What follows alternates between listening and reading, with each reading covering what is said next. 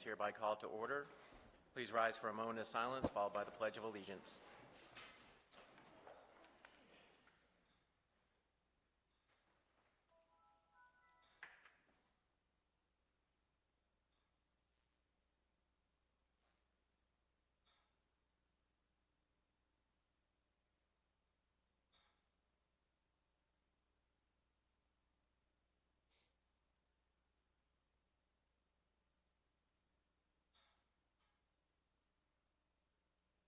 Let's begin to pledge.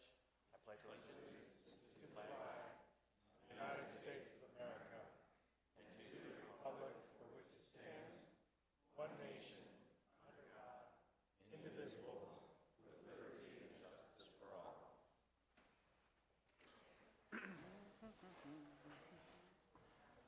Council has received a copy of last meeting's minutes. Are there any updates or changes?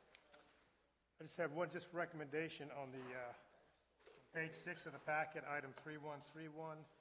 You mentioned Miss Painter. I recommend we identify what office she's in. All right, certainly.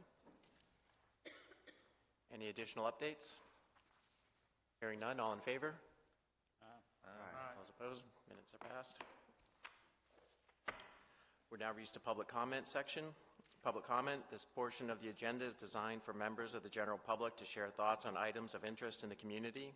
Council members may ask clarifying questions or discuss procedural matters, but are not permitted to discuss the policy merits of any issue unless it is scheduled for discussion. And we'll give everyone 2 minutes.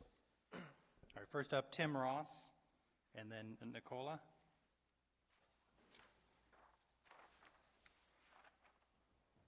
I don't really mean to be first every time. It just kind of works out that way.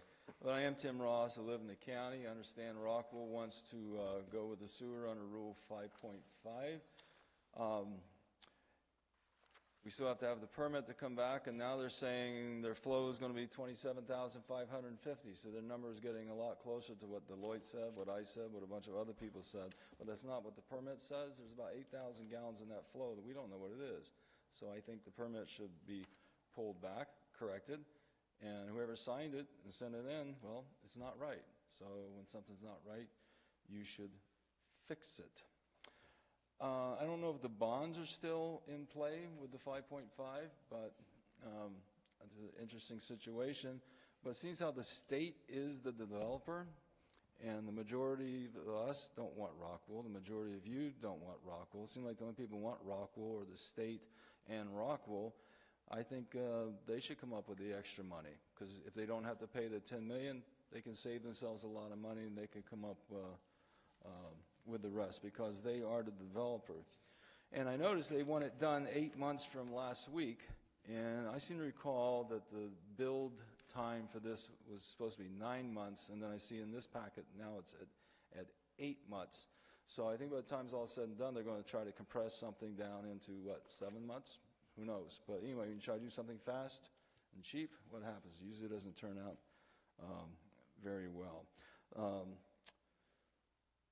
And I do notice that the quotes in the packet, they're from Hatch-Chester. And I didn't think we had Hatch-Chester's plans because Ransom was hanging on to them. So I don't know, maybe it's just some of the plans that they're not providing to Charlestown. And I noticed that the 2%, I'm all over the place, but the 2% tax on the water, I was at the CTUB meeting. It sounded like they've forgotten to charge that for decades. And I was kind of surprised because the original water lease with Rockville said they would pay the 2% B&O tax, if that's the same one. It's 2%. I'm assuming it's the same one. But anyhow, wish you all luck. We're still behind you. Thank you. Thank you. So next up, Nicola, and then David Tabb. My name is Nicola Bastian. I'm from Millville. And in the danger that I'm going to make a real fool of myself, but I've been trying to think about the water, the sewage water, and the additional load on the sewage plant. And I talked to a person who does the river testing, and he said that after a heavy rain, and we've had a lot of that, the Shenandoah has hardly ever gone down to its original size this year, and I live real close. And he says that after a heavy rain, the sewage treatment plant has to release untreated water, and therefore his testing shows that the E. coli level is off his chart. So here I am trying to figure out if we add a lot of Rockwool water, what happens to the sewage plant that's already releasing untreated water that goes into Ebbets Run and the Shenandoah? That's my question for today. Thank you. So David Tabb, and then Hannah, is it Amit? David Tabb, Jefferson County resident. First, I still praise all of you giving us a voice, not just the people of Charlestown. We are the county of Jefferson. And from the bottom of my heart, I appreciate you, whether you like us or you don't. You have given us a voice and an opportunity of hope. I'm here this evening to give you an update. I did a request on the Public Service Commission for the Jefferson County Utilities Project Extension water line to be reopened and be reviewed on the grounds that the possibility that Jefferson County Development Authority is no longer the owner of this. But since we had 11 people resign and it was not voted on to refuse the project, it cannot be refused. I've asked the Public Service Commission to reopen, and that they cannot move, nor the project can move, until that is resolved. Or Jefferson Utilities pull that permit and resubmit and have public comments as it should have had to begin with. On Friday, I actually filed a case at the Jefferson County Courthouse against the Air Quality Permit Board and DEP, and citing the EPA. This will be the first case that's ever been heard outside Kanawha County on the Air Quality Board, which the Air Quality Board rents from the DEP. This is an infraction against what should be right and what should be wrong. I also have on the 30th, in front of the hearing of the TEMA for the stormwater permit, they did not get an endangered species request before this. It could be on hold. So the TEMA thing is only a stepping stone to Rockwool for me. If I can prove this and I can get out of court things that should have been done, and we knew about TEMA and we didn't know about Rockwool, it could be a stepping stone. These are only a few things that I'm working on right now. Thank you for your comments. Thank you. So after Hannah is Terry Fielemeyer. Hi, I'm Hannah Ament, and I just want to come up and just really say thank you. Thank you from the bottom of my heart for your speech, especially last week, Mayor, a couple weeks ago, and for all the hard work you're doing. And I wanted to say that I represent myself, my husband, and my two little ones, and we are City of Charlestown residents. We live directly up the hill from Ebbets Run. So I am curious, too, about what Nicolo brought up, because my children fish in that little stream, and they like to wade in there, so please tell me it's safe. I'm already worried about air quality and everything else. We stay awake every night worrying. We moved here for the beautiful place that it is now, so thank you from the bottom of my heart. You're giving us strength. We're behind you, and that's all I want to say. Thanks, and say no to the sewer project. Terry Fielemeyer, and then Joseph Battiaro. Okay, good evening, ladies and gentlemen. Again, like everyone said, thanks for hearing us out. I'm going to address a couple of things, but first, to let you know, I'm a practicing mechanical engineer for over 52 years, so I know about codes and what have you.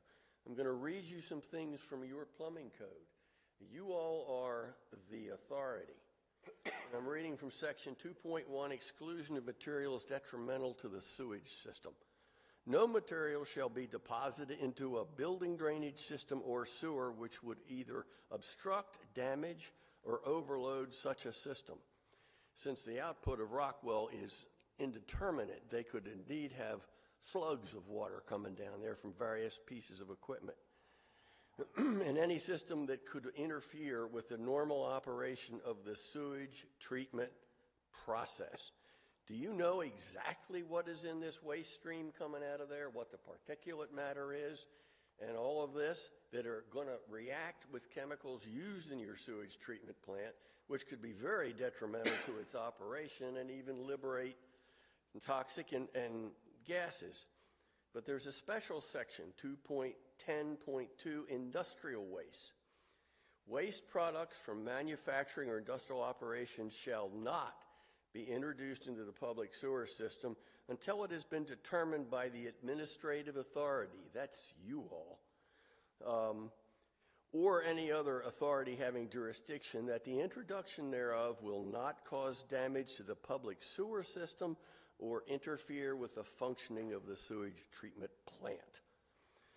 Note under this, the industrial facility must provide the following information to the administrative authority which controls the treatment process: the quantity of water and waste material that will be placed into the system, the industrial processes used to create this complex, the composition and concentration of chemicals in the waste. This is right from your code, plumbing code book.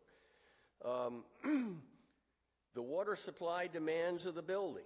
And in this, I would say, remember, they're going to have fire protection in here. For this type of facility, the minimum is going to be about a 1,500 gallon a minute fire pump. Now, where is that 1,500 gallon a minute coming from?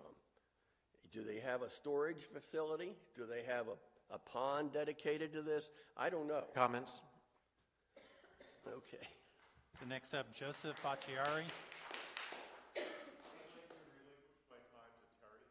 Sure. Thank you.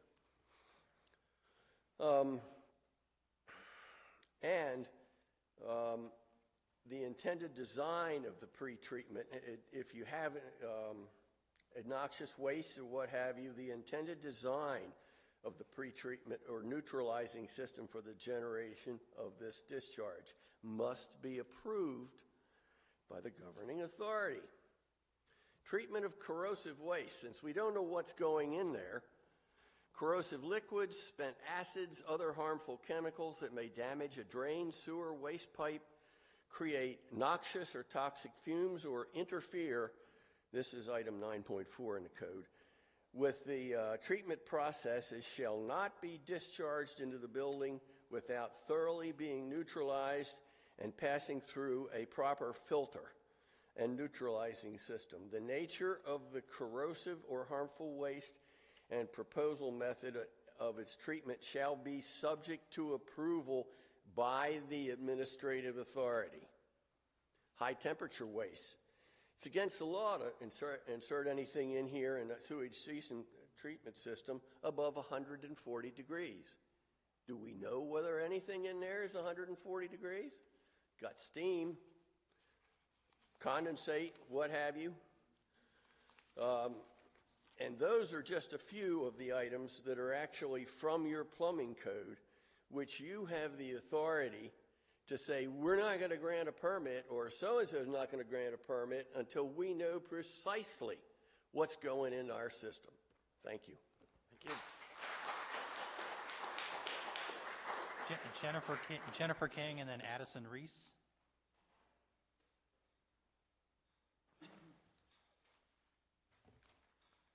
Good evening. I have some questions about CTUB's Route 9 design flow map. First of all, Jet Farm is labeled incorrectly on the map. It has it as Gapview Farm, which is a federally a farmland forever farm. And where is the correct label for Jet Farm? Some of Tackley Mill is labeled incorrectly and it overlaps USDA property. Some of the Miller property is labeled incorrectly and it overlaps the Walls property. What are the development plans of the Miller property? Who is developing and how many GPDs estimated? Jefferson Orchard is listed as 100,000 GPD. However, it is not labeled on the map. Is it the property between Wackrell and Hazelfield? If so, what are the intentions for the property? Who is developing? And again, how were the GPDs estimated? North Ranson isn't indicated on the map, and Bridgeforth isn't indicated on the map. Some of these properties weren't considered in the original Route 9 sewershed study.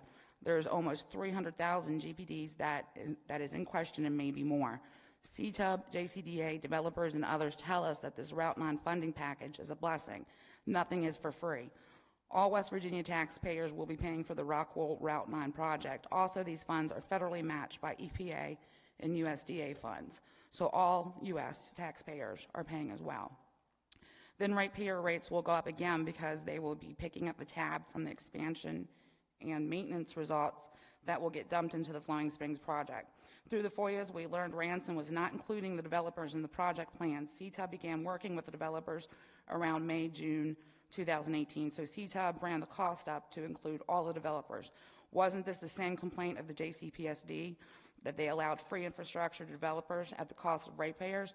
Looks like this is happening again right from the jump of consolidation. There are originally 7 sewer route options in the original January 22nd, 2000 sewershed study option, or sewershed study. Option 7 got nixed because, according to Hatch Chester, it opened a can of worms. Looks like CTUB picked a mixture of options 6 and 7, and those were the most expensive to build, operate, and maintain. 10 to 27% higher in the cost than the project's $9 million funding request, required longer construction times, involved existing and future customers, would possibly require an agreement to establish fees, share cost, and future considerations, and may require approval from the PSC that this change because of the changes to the customer base. The Flowing Springs project was approved by the PSC and rates went up. The $7 million of EPA, DEP, USDA funding for the project is still sitting there. CTUB says now that the Route 9 project has been finalized, they can look at the Flowing Springs project, although some of the Flowing Springs project has been included in the Route 9 project. If these projects are so intertwined, you can't approve one without approving the other. From going back For to your comments. Thank you. Are you Addison Reed? Reese? Yeah. Okay, thanks. From going back through historical documents, I keep seeing the same properties included in projects over and over again. I realize that some of these properties were undeveloped and remain undeveloped to this day, and building forecasts change. But if these properties, undeveloped and otherwise, have been included time and time again in funding packages, shouldn't these upgrades already been performed? How long is it going to take to pay this loan back because of all the undeveloped areas? And will the burden ultimately fall upon existing ratepayers? Only 2 properties on CTUB's map are currently developed, Burr Industrial Park and Shenandoah Junction. It's only taken 20 years in continual infrastructure funding for these undeveloped properties such as Locust Knoll and Harvest Hills, so maybe one day they'll be developed. The ransom FOIAs are available to the public. I strongly recommend you all look at them. I also recommend a complete independent audit of past and present infrastructure projects be performed. You should not be accepting any more funding until you dig into the history of these projects. Keep asking questions and keep digging. Thank you. Thank you. Next up, Jackie Milliron, and then Eric Vance.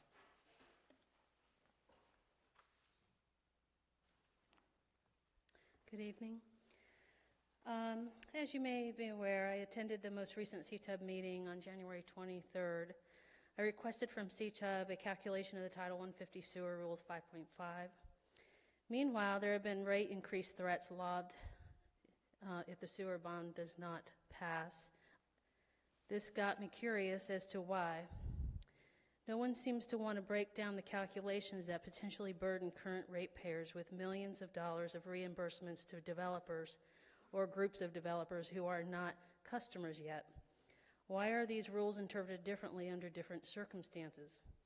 If Charlestown does not accept the sewer bond, then it would force CTUB to use 5.5 sewer rules or agreements. Either way, it cannot deny an extension unless the extension project itself is illegal.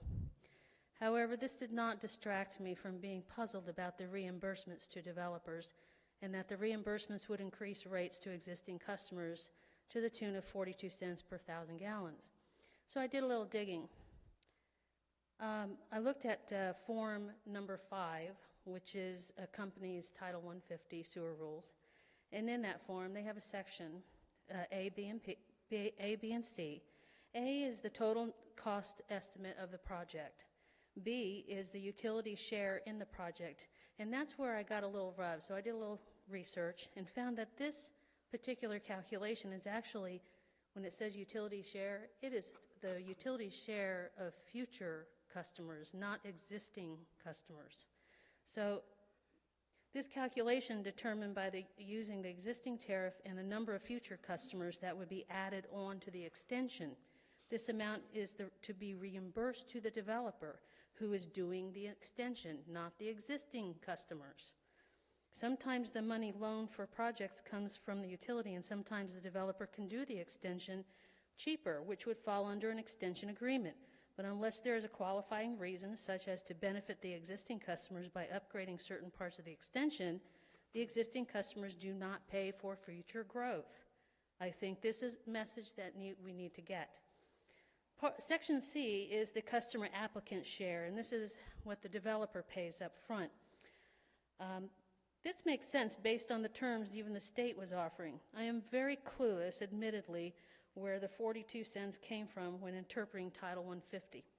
If you need clarification, the PSC does confirm within Title 150 that you may call at any time for help on the net revenue calculation and how it is made an adjustment on that calculation. While I would be remiss not to mention my disgust with the recent threats of rate increases against ratepayers, I would be more remiss to not advise you, a council whom I have deep respect, that given the large investment that Charlestown has incurred with engineering, one cannot realistically expect CTUB to not be subjected to legal consequences of not serving a customer applicant, even if it's the devil itself. So in my recommendation, I would just keep that in mind, and I do have copies for everybody. Thank you. Thank you. Eric Vance.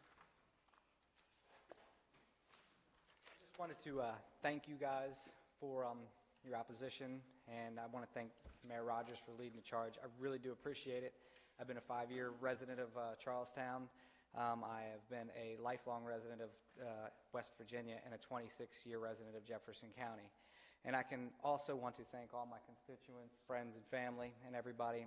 I have never witnessed more of a heartening cause of my friends, neighbors, family, everybody around me doing their due diligence and research. They've turned up quite a lot, and I would say, just listen to them, continue doing what you're doing, and I really thank you guys for what you guys are doing. And let's keep fighting strong, okay? I'm behind you all the way.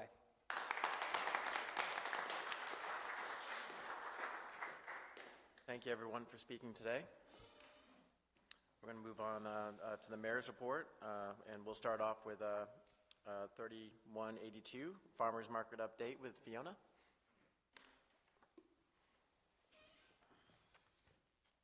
I fear that what I have to share with you about our 2018 season is not going to be very uplifting either, because 2018 was very challenging for our vendors and for our customers. So good evening. Thank you for your time. For those of you that don't know me in the room, I am the market manager for the Charlestown Farmers Market on South Samuel Street on Saturday mornings. And I come before you tonight just to give you a brief overview of 2018 and just a few things of what we're looking ahead to do in 2019. I'm not going to tell you anything you don't already know about the weather in 2018. It was one of the rainiest, if not the rainiest, on record in our area, and that did not help our market at all. We had 16 market days that were rainy, and we had a 29-week season. So over half of our season, it rained on Saturdays. When it wasn't raining on Saturdays, if it was nice weather or even decent weather, it had rained the week prior to market, and so things that farmers were planting and growing and try to germinate were either rotting or washing away, or the day lengths were just not long enough to ripen things like tomatoes and peppers and those long season crops.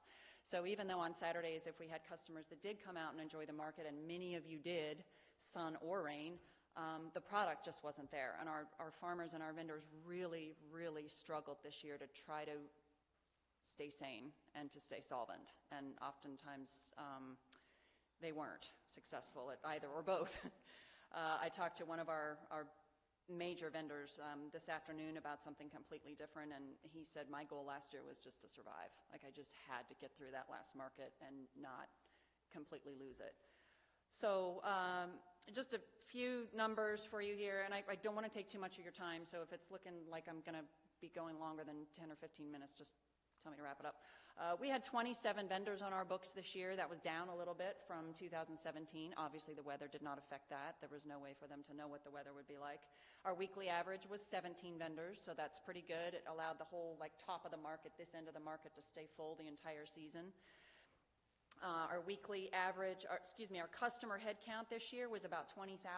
That's down from 2017 to over 26,000 in 2017. So we're down a bit there. Our weekly average customer head count was about 639 people average shopping at our market. Again, that was down from 2017. Our vendor sales were really, really down. A, because of the weather, and B, because we had 5 pretty big vendors that just didn't report their sales. They either forgot, they didn't want to, they didn't care. Our numbers would be way up had they reported their sales.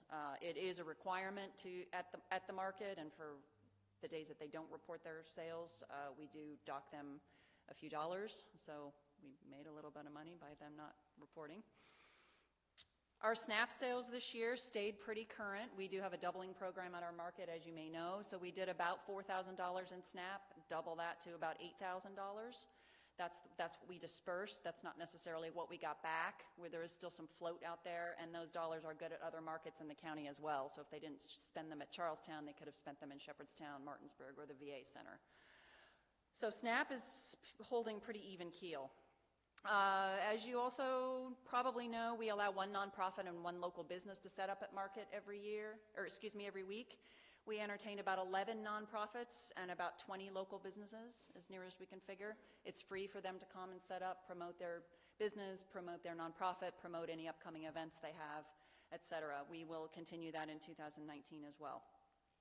We have a gleaning program with the Jefferson County Community Ministries, where at the end of every market we take unwanted produce donated by customers and vendors down to community ministries, and we donated 758 pounds of fresh fruits and vegetables, again, down from years past. We had our monthly Market Explorer program, which is a guided program for youth in the community to come and learn about their farmers and their producers and their growers. And race director Katie Nolan leads that weekly program. We had about 60 kids come through the guided program the guided activities of that program, not counting the kids that just stay in the little booth and color and play with farm animals and draw hopscotch on the sidewalk and stuff. We will continue that in 2019 as well. It's very popular both with the kids, their parents, and with our vendors. The vendors love it.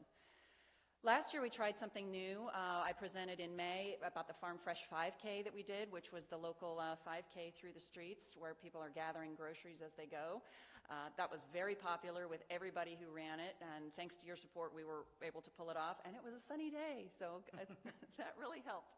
We would love to do that again this year if we can get enough help to make it happen and get Bros and Bras to donate the finish line and things like that. Third Saturday of every month, we did our Walk with the Doc program. Again, a lot of those were rainy, didn't have a lot of customers, but we plan to continue that in 2019. It is popular, and it's just now starting to gain momentum. People really look forward to it.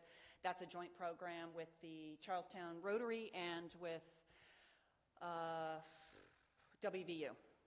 And that gives people a chance to take a free walk with a doctor, ask questions, and they can have all of their questions answered. We have 17 volunteers. We're all volunteer, in case you don't know that. 17 volunteers on our books. I would say about half of those are very strict, like they are at every market or portions of every market. The other half kind of drop in when they can. They do what they can. They might help with a customer head count or its setup or a tear down. And that's thousands and thousands of hours. We do keep a volunteer logbook. We're not always the best about signing in, especially Todd and I, and for all the other things we do outside of market and outside of our meetings that Todd and I just don't account for. Just volunteer hours logged in the book, we had 1,223 hours. That doesn't even come close to what is going into the market every week. I'm on the board with of the West Virginia Farmers Market Association, which is our state agency that seeks to strengthen the capacity of farmers markets in the state. I'll be going to Charleston next week to represent Charlestown Farmers Market again at that conference, a small farm conference. We receive free marketing support from them, $750 in free marketing materials this year. So that's gone a long way. We'll receive the same this year as well. Bros and Bras still meets at the market every week, 8 a.m. for their local runs. They draw anywhere from 10 to about 30 runners a week to the market. That's really helpful. So looking into 2019, we hope to continue all of that except the weather. We are really keeping our fingers crossed that we have sunny days, nice days, that our farmers are not too frustrated with us. The application is live now. Vendors are applying. I've received, since Friday night, probably received 7 or 8 applications. Some of them new, some of them are returning vendors. We have 6 events planned, and we have rain dates for all of those, which we've never done before. So we are telling vendors, if something goes sideways on this date, this is your rain date. Health and Wellness Day, we would like to, with your blessing, move downtown again for West Virginia Day in June on North George. We would love to be included in that again. In July, we have 2 events, Artisan Day and Dog Day. We're not doing any events in August because between county fair, other things we have going on with market volunteers, we just couldn't make an August event happen. Saturday will be Kids Day, and in October, we're doing some sort of like harvest celebration with pumpkins and cider and fall things. So we love having South Samuel Street. We've applied for our permit again, our special use activity permit. I've checked in with the police department. I've checked in with BCT to get their blessing on using their parking lot again. I've checked with the Skinners at the Tate House to have their parking lot again if we need it. All of our ducks are in a row this year so far. Opening date is the 2nd Saturday in April, and we have a 29-week season again this year, so we go through October again. So we continue to thank you for your support and your market dollars and letting us have that street, because we really do love that location and customers love it too, and I'm happy to answer any questions. I know that was really fast, but does anybody have any questions, or does Todd want to weigh in on anything? Thank you so much. We're looking forward to the start of the market again. All right, thank you.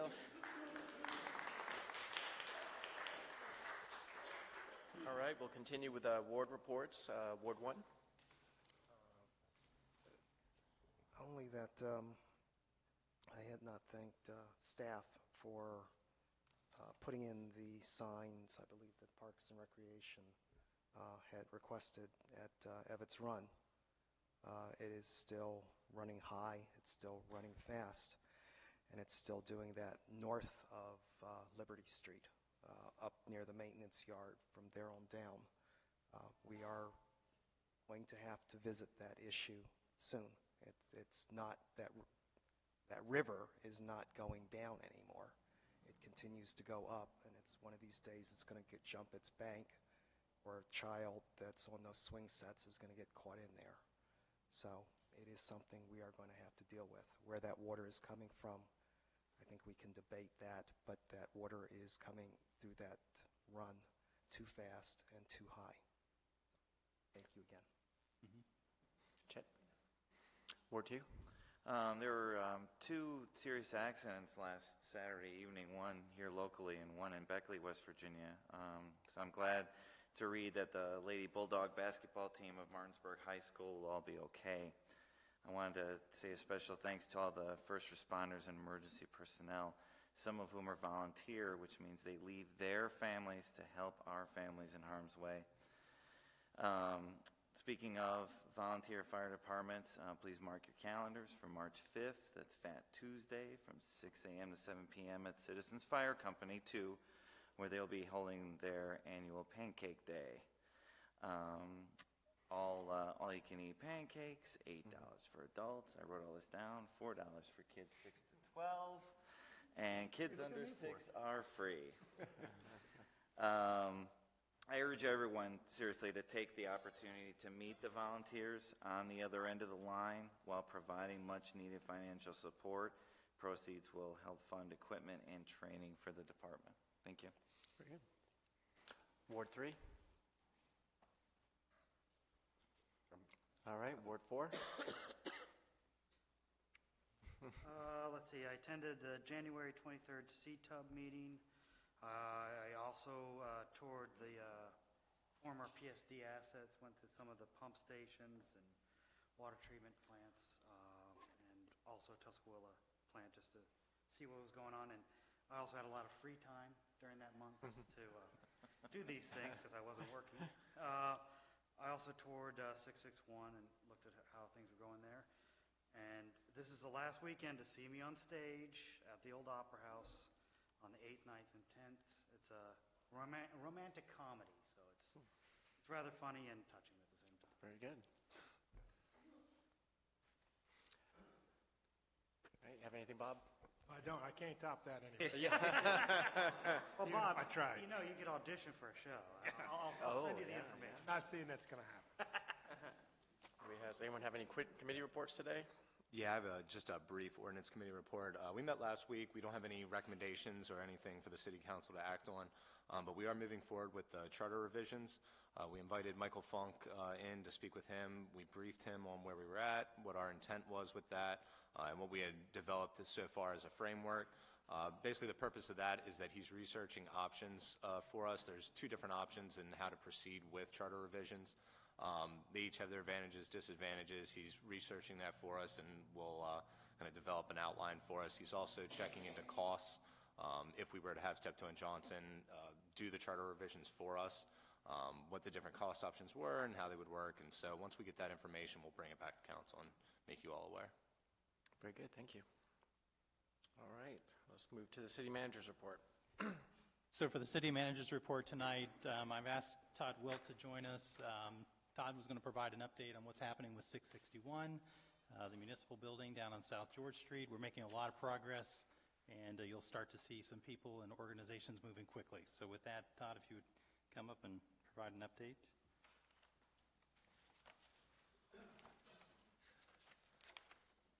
I hope you all are well tonight. I distributed a legal size document ahead of the meeting to all the seats. And this will just be kind of a real quick highlight of where we are. I'll start at the very top of my list and just tell you that our move-in schedule, we've tentatively scheduled to move the police department the last week of February.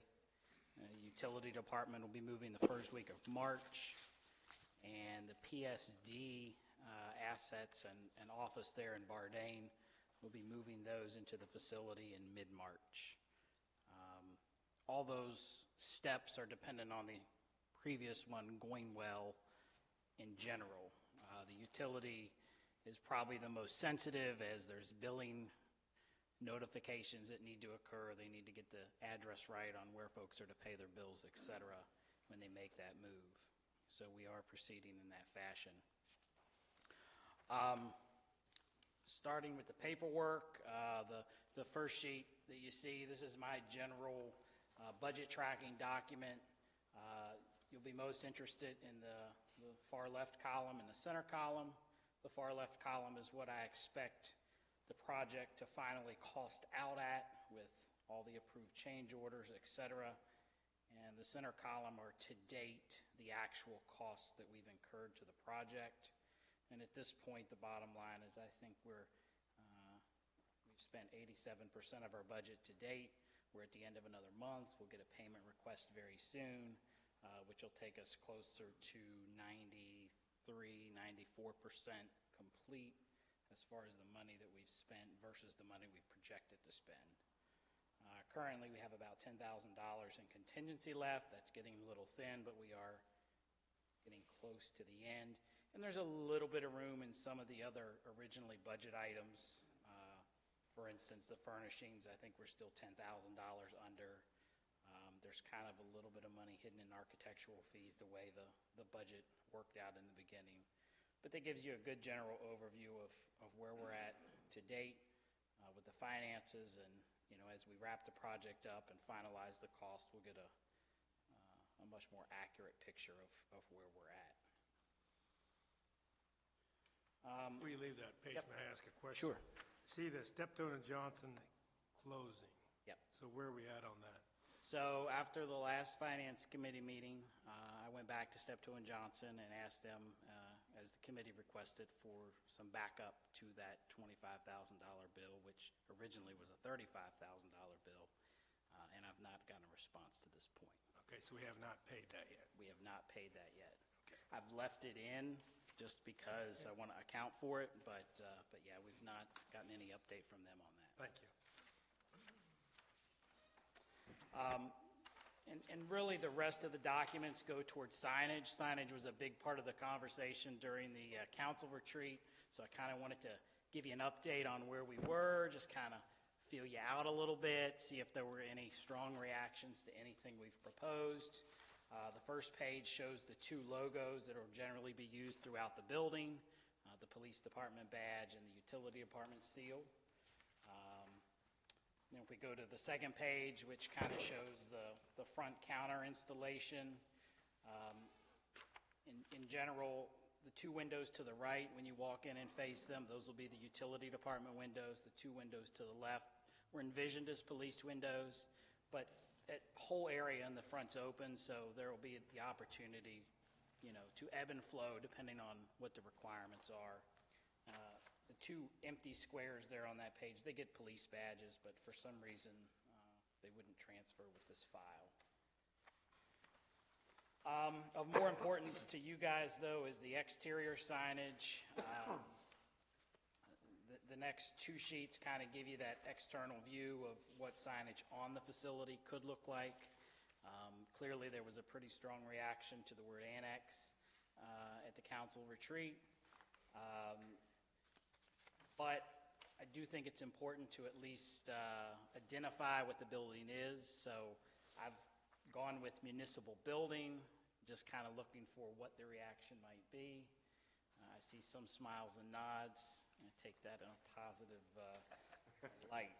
We didn't throw anything, so we're Yeah, and the difference is just a close-up and then a vision of what the whole building looks like from the back on the next sheet. And then we get to the signage, which you can see, you know, we have our temporary sign out there now that says future home of. And I don't like that sign for a lot of reasons, but primarily because it creates a site issue with leaving. And we always knew it would be temporary, and it probably stayed there a little longer than I thought. And of course, at the council retreat, we talked about not, you know, going with a big fancy sign up here, but something more of what I'll call a monumental sign that's in front of the building somewhere. So I provide an aerial shot of the building for you, and if you look along the road, you'll see two red marks that I made on either side of the property. They're just little straight red lines, and my vision there is that could one day be the home of possibly two monument signs, and I go with two instead of putting one in the middle. Because of that site issue, there's enough room on either corner of the property to tuck those signs back in there so that they're not a site issue. It will require working with the Department of Highways for some right-of-way agreements, but that's a pretty cookie-cutter process for them. And so then the next two sheets give you an idea of kind of what I'm talking about a little bit. The signs, obviously, we're looking to move in less than a month. So we probably, at this point, don't have time for the final permanent monument sign. That's going to take time to dig a footer, lay block or stone, It's going to take a little bit of time, and we probably need the weather to be a little more cooperative. So short term, since we are going to do this move first, I propose a sign similar to the one that's in front of the building, but a little bit smaller. And we'll put those in the same locations as these monument signs. And this is about what the sign would look like. It would be a chloroplast sign outlined in wood, very similar to what's there, just a little bit smaller. It would have the police badge on it as well, but again, that police badge was giving us some trouble. And then we would have the opportunity to build these monument signs behind this sign, or in place of, do one, once we finish that, move to the other one. It gives you an idea of kind of where my head is on the signage. And then the final page is just a rendering from the architect of what a potential monument sign could look like. But this is by no means an agreed final decision. It's something we'd work through once we got occupancy in the building and got through the core of the renovation project. In general, the project has gone well. We are certainly nearing the end. As I've said several times, I don't know if I've ever said it in the group setting, our architect a little disappointed on their performance with the exterior considerations of the building. That's why we're in this little bit of a conundrum with the signage. That's why we ate up so much of the contingency number. And there are some other provisions that I just don't think they really thought about. When we did the addition on the back, it created a stormwater issue that then we had to figure out, and that ended up costing, an extra $20,000 or $30,000 to fix the stormwater issue. I was going to ask you about that. Yeah. So I saw that. I've seen that, that taken before. Do you think that would really, is that adequate, what they've done, in your opinion? So what we've done back there was kind of, we had to figure it out on our own a little bit. So I engaged Kristen Stolliper, and she called in a few favors and worked on it herself. And we came up with that design. And we feel confident that that will suffice. There is one issue with it that I have found that may require a little more tweaking. But in large part, I think what is there will work. So, okay. Yeah. I mean, you have some good down. Right. And so I guess it's worked for those big rains. Right. Yeah. Another consideration that, it's just something that you typically associate with the police department that you don't think about. There's no flagpoles on the building. There's no place for a flag. I think, that'll be an important consideration moving forward. So, any questions? I hope you followed along. I hope that wasn't too out there, but, whether it's tonight or in the future, if you have questions, just give me a call. I think Councilman Tolbert has a few. Just one. Sure. Your signage, which I really love. I mean, the monument sign, I think it's really classy. Okay. But it's kind of right there at that, excuse me? That's the wait till we see how much it costs. We don't have that yet. Oh, yeah. It is very nice. It is very nice.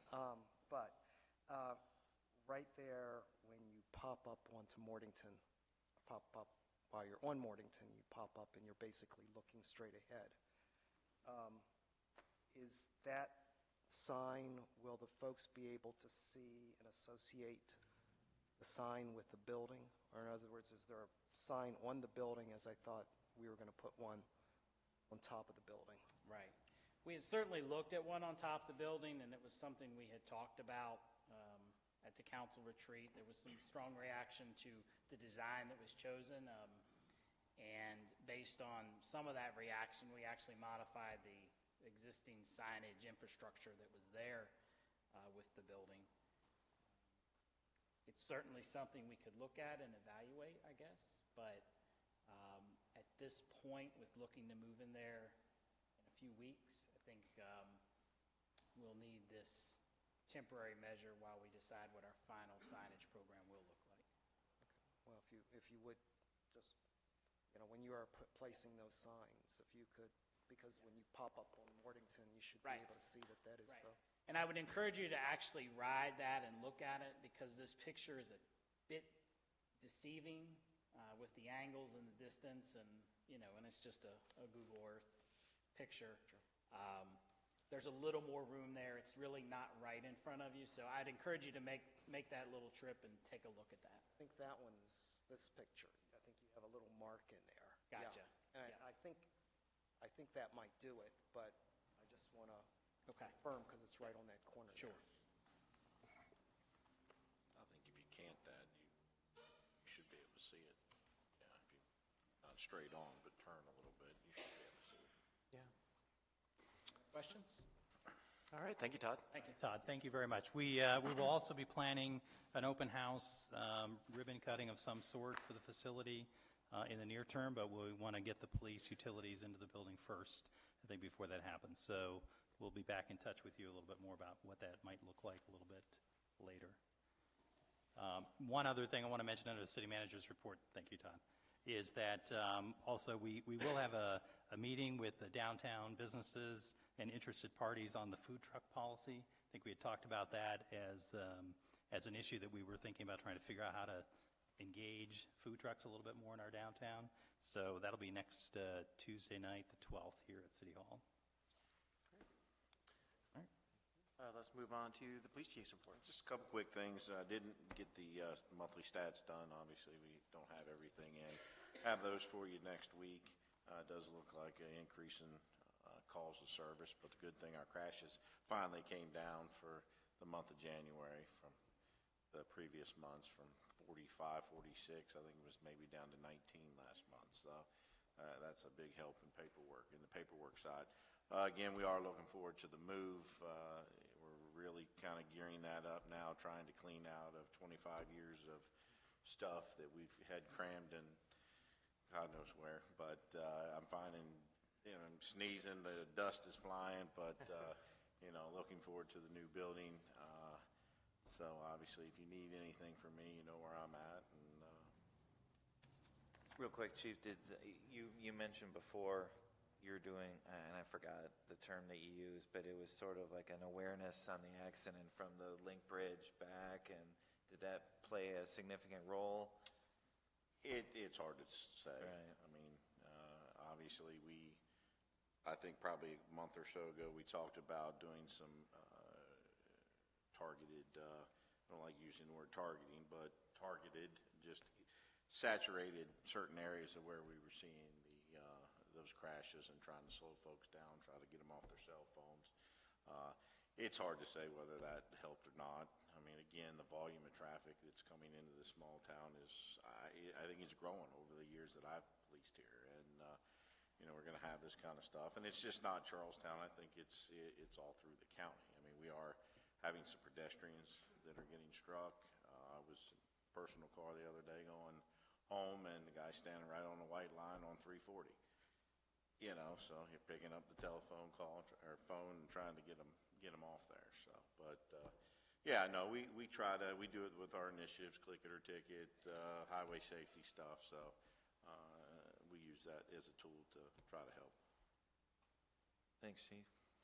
Very good. Any additional questions for the chief? Actually, can we go back to the food truck meeting? Did you say a time? Did you say a time? 6:30. 6:30. Right here Okay, in City thank you. Hall. Thank you. All right, let's move on to unfinished business. 3175, appointment of ballot commissioners. So this item was on the agenda for the last meeting. I asked to hold it until this meeting. So the previous recommendations were for Todd and Seth to serve as the ballot commissioners, but I needed the extra time in order to make sure that I've followed the state requirement, which is to offer the local elected parties an opportunity to nominate somebody to the ballot commission, or to be a ballot commissioner. So I gave that opportunity to the leadership. They have come back with names. So the names are Randy Hilton and Gary Duncan. And so as a result of that, I'm recommending that they serve as our ballot commissioners for the upcoming municipal election. Keep in mind, their role is very limited, and I did make it very clear to the local leadership that this is a nonpartisan election. But we obviously want to make sure that it's as clear and transparent as possible. Their role basically is to make sure that the names on the ballot are listed in an order that everybody agrees, and that there's proper signage and instructions in the polling site on the days that the polls are open. There still will be a role for Todd and Seth to play, I think with the counting board, we're going to implement a counting board this year to maybe speed up the results, at least the reporting of the results. So with that, I'm asking the city council to approve them as our ballot commissioners. I move that we approve Gary Duncan and Randy Hilton as ballot commissioners. Second. We have a motion and a second. Further discussion? I just have a question. Traditionally, we have not necessarily, well, traditionally, all the people working the polls have been city residents or members of city staff, typically. Is that required or not? That's just a question. Yeah, it's not required. I think the requirement is that you try to find people within the political jurisdiction first, but it's not a requirement. It's not, okay. Yeah. I'm fine with it. I just wanted to ask. That's a good question. All right. Any additional discussion? Hearing none. All in favor? Aye. All those opposed? Motion carries. Moving on to new business, 3186, preliminary request for proposals for 114 West Liberty Street. Good evening, council members. I'll just present broadly what the RFP is. There's an express desire to sell the current PD building, which is 114 West Liberty Street.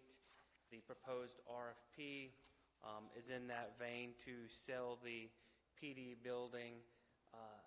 In your comprehensive plan you passed last year, there were some broad goals about possibly how that building could be used to facilitate downtown activity and some revitalization activity. So what eventually happened in that RFP, and the way it is in draft format, is there's three key principal provisions that I can come back to that express the elements within the comp plan to help downtown become a more robust location. So that's kind of the key element in which this RFP has been drafted. We do anticipate having an appraisal, so we at least have an understanding of the value of the building from an appraisal before we start accepting these RFPs. So when the RFPs do come in, we have an idea of that value. Additionally, we have contacted a surveyor, and he has been in the process of surveying the site. That's been, probably a month or so that he's been ordered to be able to do that survey.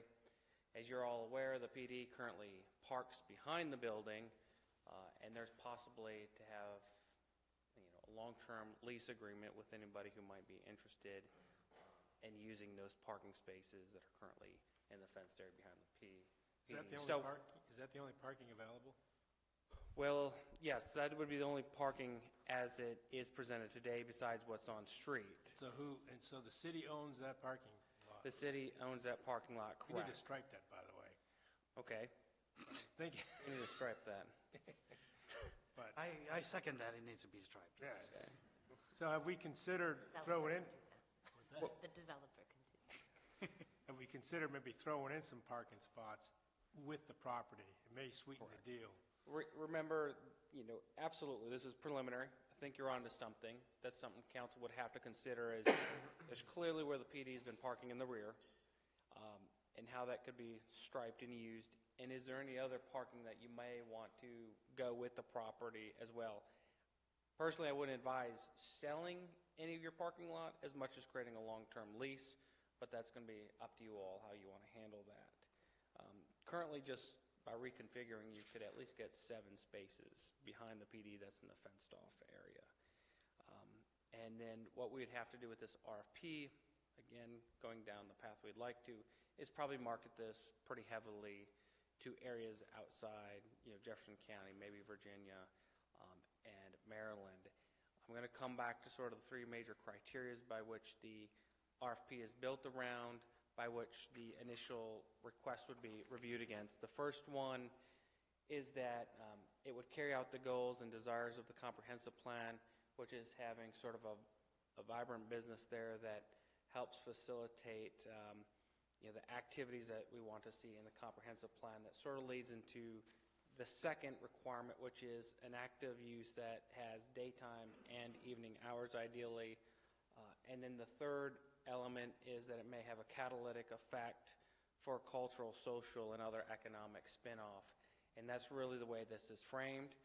Now remember, that per section 202.02 of your codified code, that you either dispose of property worth more than $1,000 by auction, so you'd have to do a public auction if you want to dispose of this otherwise, you can't just put a sign out front, or this economic development component here.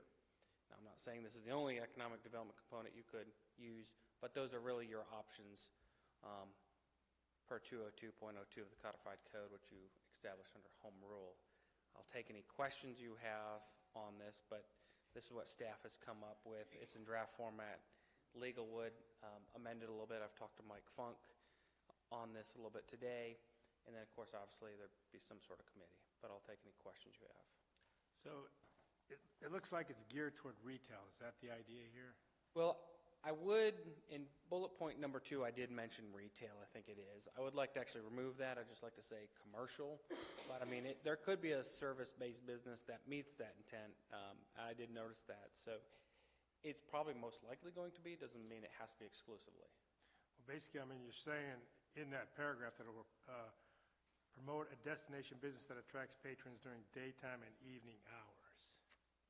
Correct. So if that's, so that tells me it has to be some type of a retail or, right? More often than not, it could be that way. But if I was some IT company, I wanted to buy that building and set up shop there, that wouldn't necessarily not the way it's meet the requirement for the evening hours. Yeah, not the way it's currently written. But I mean, again, on the surface of it, I think the answer is no, but unless they were doing something unique with that IT service, you know. But would that disqualify them according to this? I mean, I know it's based on the parameters, the answer would be yes. Yeah, so keep in mind, though, what we're doing here. So I think what we're saying is we've heard pretty clearly from council we want to sell the building. And I think from the strategic planning discussion, what we said is we would first look to see if there's some sort of a catalytic opportunity that would come through an RFP process. So this is where we are now. So I think what we're trying to say is what should this proposal or this RFP look like when it goes out on the street? If it comes back with proposals that we don't like, that don't really help us advance these economic causes in our downtown, we could then go to the next step, which basically is the more traditional sale, which then may open it up to somebody like an IT firm that you're describing, that may not be advancing some of the other priorities that we have in the comprehensive plan. So it's not that they wouldn't be considered. I think Seth is trying to get at the notion they could be considered, but they're probably not likely to prevail during the RFP process, because I don't think they're meeting the economic benefits that we were trying to articulate in the RFP. If we feel like that's not the way we want to go for the sale, I think we want to begin to hear that back from council now. Yeah, I mean, that's definitely part of it, is the feedback a little bit, at least preliminarily from council. Seth, are you involving any real estate agents? At this point, we haven't. I think that could be a point of discussion that could be involved. Clearly, I mean, they're the experts in the real estate field, and they could provide some feedback too. I mean, this is clearly was sort of a draft. Well, a couple comments. Yeah. I noticed the retail also, but my line of thinking was that would we not consider a restaurant? I mean, I think we would consider a food service there, and that gets into the whole discussion about the parking spaces too, because you could do outdoor seating there very nicely. It's a quieter part of town than less traffic down the street kind of thing, where you're eating on a street with smog in your face and whatever. So I mean, I definitely, retail says to me non-food, but I would eliminate that. Yeah, it's in 2 places in there. The other question I had too, and getting into the parking discussion, do keep in mind it is adjacent to a very large municipal lot. That's a great place to locate a business when you have it already there. And I work 3 doors down from here. Their space is available. It's a pretty full lot. It's well used during the 9 to 5 business day. Talking about by the police department? Yeah, I mean, so there's... The current building. I'm just saying, yeah, the current police department. I'm just saying there is a lot of ample parking literally right there. So it is already got an attractive, it is already an attractive location for that reason.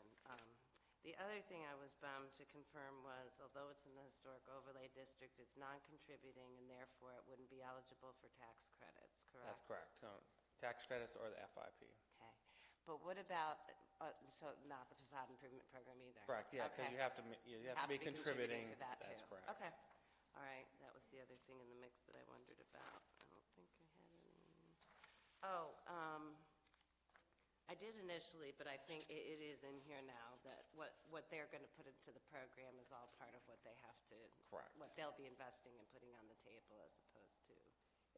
And as with, Ann's getting onto something here, just, if you've taken a look through it, it does have typical language that is often required of somebody submitting an RFP, particularly, your ability to perform, your financial background a little bit, your partners, any other existing properties you might own, experience in doing the type of use that you're doing.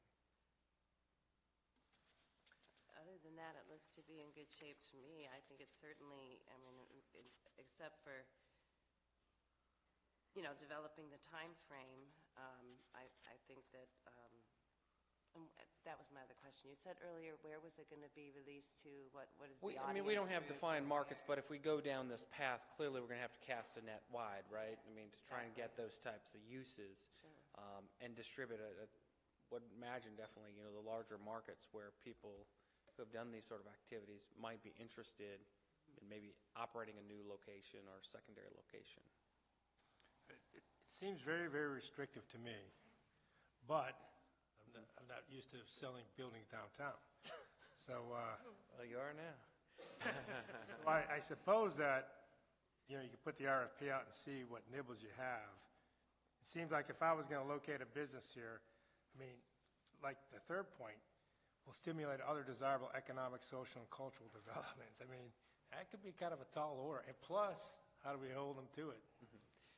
So, I'm just, I'm kind of new at this, selling buildings downtown, but it seems restrictive, but I understand that that's kind of in our comprehensive plan, and if we don't get any nibbles on the RFP, I guess we can go back and broaden it out a little bit to other not more traditional, but other traditional businesses. I think that's kind of key to keep in mind is, yes, you're out a certain amount of time, correct. I get that. But you're not out significant costs trying to get something that might facilitate activity in your downtown.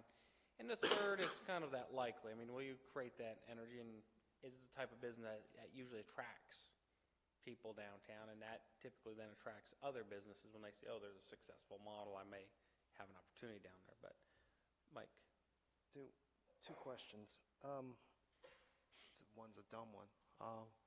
Who owns the municipal lot, parking lot? Initially, I'm just going to say the building commission probably owns it. So that is ours. Yeah, so it's a city-owned. In some form or fashion, it's city-owned. That's correct. And are we able to sell any more of that? I think that'd be a decision of council whether you want to actually sell that or provide some sort of long-term lease, in this arrangement. But that might be something that could be considered. Yes, absolutely. The other thing is, I'm assuming we own the entrance to the cave. Is there any kind of mechanism to kind of, connect those two? I think that'd be a discussion that council wants to consider if you want to, but clearly they're all on the same property.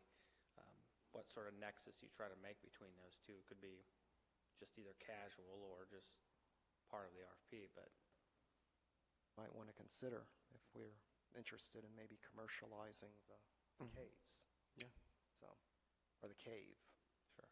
What is it? What is it, Mike? You've been down there, haven't you? You've been down there. What is it, a cave or caves? No, I've not been down there, no. It's a cave. It's a cave. It's dirty, it's gross, it's Just pretty had nasty. one other question. On the packet page 28, Yes. who is Ventura Village Neighborhood Association? Well, that's a good catch, Bob. You read this. Hey, look. That was a template error. Oh, nice. Way to go. And plagiarizing again. So, I would call it Bowering. so we just cross that out? Yeah, absolutely. So who is the from then? Who do we put in there? We just eliminate the whole sentence, Bob. You are the input. All right. Charlestown now. All right, any additional discussion? Getting a positive feeling that, we should at least try it. Try this mechanism. What'd you say? Try it?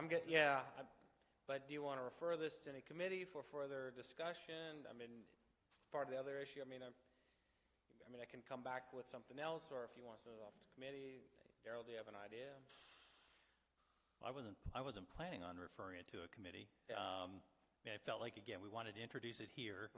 We have some work to do in terms of the scoring process. Right. Obviously, we'll clean up the language a little bit here as well. I think when we bring it back, I think there is a requirement that in order to not do it by auction, council has to make a determination. Right. So I think there is an act that you have to take in order before we can release it anyway. So I guess, again, the thought was we would bring the RFP back before council to see before it is released publicly. And we'll have legal take a look at it between now and then. I'm assuming you're just more or less asking for direction on this. That's correct. Do we have any major problems?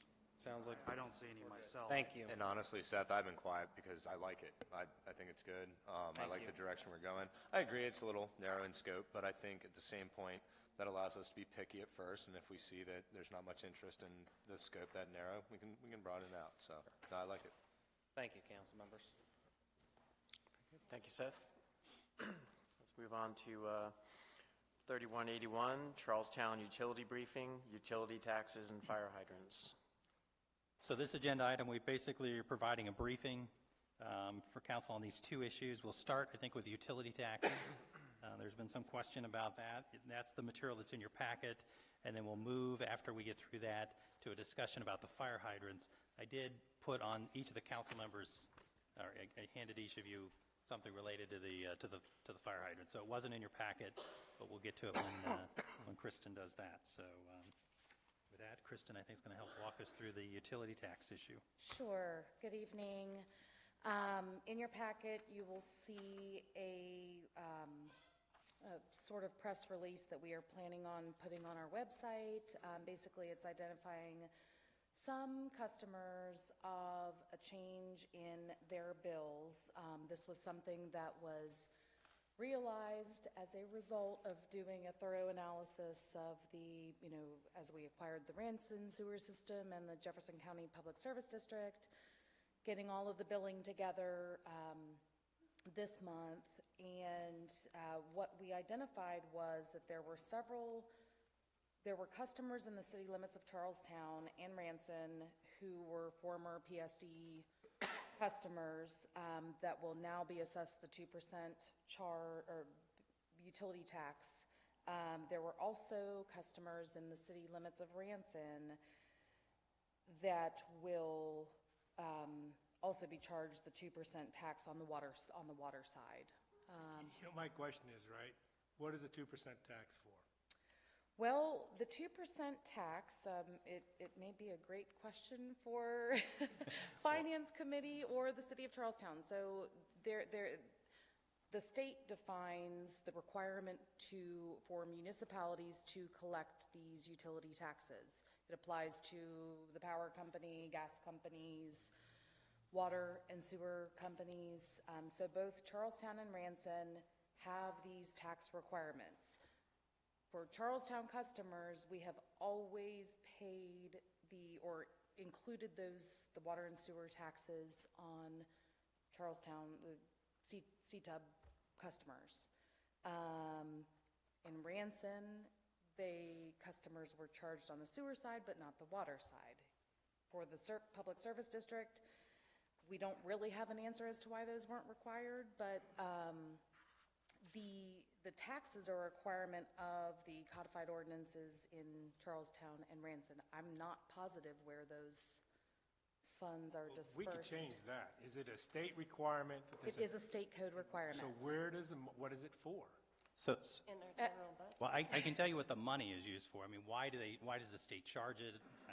It's an excise tax for the privilege of having this service. At least that's the way it reads in the code.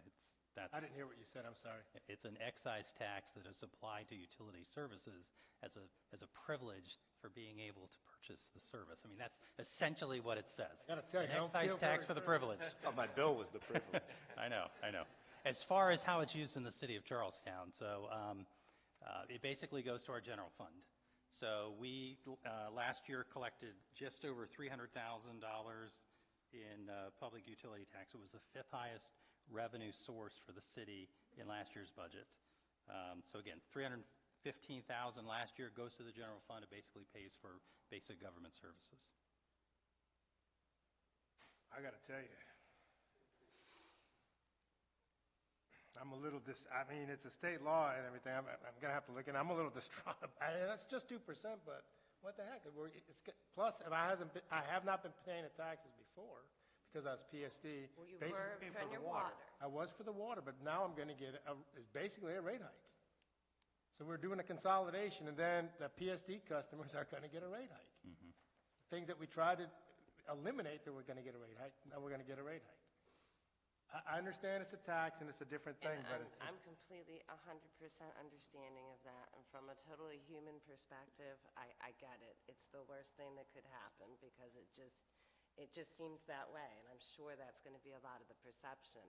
On the other hand, we also have thousands of customers who've been paying this tax both on water and sewer since the 50s or whatever. I mean, 56 is, I think, one of them. something like that. So, I mean, this is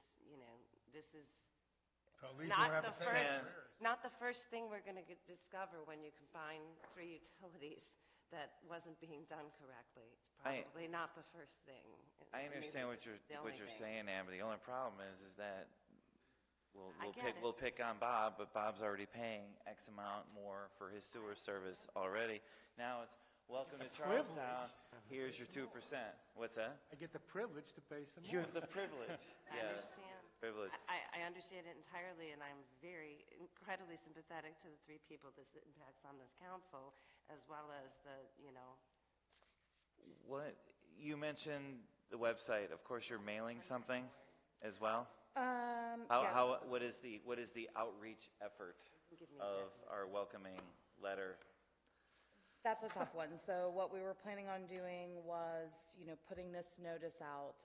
Again, it was certainly a tough issue for us once we identified the situation because we want to maintain consistency, and I don't know that we have any recourse since these are required. But anyway, getting back to your question, ideally what we'll do is post this to our website, to City of Ranson's websites. We'll try to put in a notice. I don't know whether we'll be able to do that, or we could extend this date of March 1st and possibly notice in the next bill if we want to delay I think it. we have to do that because I don't know about you, Mike, but I have never been to those websites at all. I do to pay online, and that's about it. I think, certainly, and that's really why we're having this discussion. We wanted to talk through it and make sure everybody was comfortable. So I think postponing it to the April and putting a notification and notice in the bill, we can certainly do I have that. a question. How many customers are we talking about? How many Ranson and how many PSD customers are we talking about? Right. So the Jefferson County Public Service District customers inside the corporate limits in Charlestown, there are 705 residential customers. There are 11 commercial customers. In Ranson, there are 52 customers and residential customers, and then 12 commercial customers. And then the customers in Ranson that will be assessed the water tax are 1,145 How much was that? residential, 1,145 in residential customers and 178 commercial customers. Okay, so Ranson's mostly the water. Yes. And that was just because they were Ranson utility customers. Yes. So people who live in Ranson, they pay the taxes to you? I mean, to us? So, they will be assessed that tax on their bill, and then we send a check to the city of Ranson, Gotcha. as we do to the city of Charlestown. Okay. Wait till it goes to Ranson? Right, so Yes. the only revenue that we're going to receive from this is the 705 residential and the 11 commercial customers that are currently inside the municipality that are not being assessed the tax Correct, on the sewer side, on the sewer from side. the PSD customers. Another $1.50 from me, according to this thing. Yeah. Just throwing darts out there. Is there any way to lower the rate of the people affected in proportion with the 2%? I think we'd have to go through that analysis to see if there could be an offset immediately. I mean, we are going to be looking at the tariffs here very soon, so, but the process of, we'd have to look through that. I mean, it's a little bit more expedited than we had I mean, is there any, anticipated, but Well, the we could look at it. destination of the two monies are different, though. I mean, who's going to call us out on it? We haven't been charging it, what, for 50 years? Well, we have to do the analysis on the impact if we're lowering rates Yeah. to the utility, yes. So there would be an extent, we'd have to work I through mean, that. it just seems like quite a welcome to Charlestown. Because it's not, honestly, I'm more worried about Ranson's customers than ours. Because at least with ours, the money that they're contributing is going to the services here. Whereas Charlestown is taking those Ranson residents in, and we're going to catch all the flack for now billing them 2%, and we're submitting all that back to Ranson. We don't even get the benefit of the fact that we're now telling them, hey, your rates are going up. Well, that should be in the notice with the bill, exactly how it works. Okay, absolutely. And so the bills that we just got, this is my first combined bill, I almost had a heart attack. But, so that tax was just for the water then? It did not include the sewer? That is correct. Okay. Yeah, we did not want to put any additional taxes on there until we went through and fully vetted the process and made sure. This is a everybody perfect was in the opportunity loop. to dump that $4.10 fee on the utility bill. Since the bond is already Our paid for. parks are overfunded. Yeah. They get 5 cents out of that for the parks. I know. Kristen, do you want to, the Ranson City Council is also going to be briefed on this tomorrow. I think that's the plan.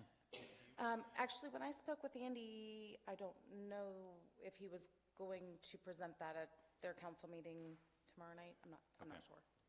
I mean, I will add, though, I mean, I did speak- Mayor Pearson did raise this issue at the utility board meeting. I mean, he's aware of the fact that it's going to have this impact on the residents in Ranson. And Yeah, and this notice was sent to Andy and Duke and City of Ranson staff as well.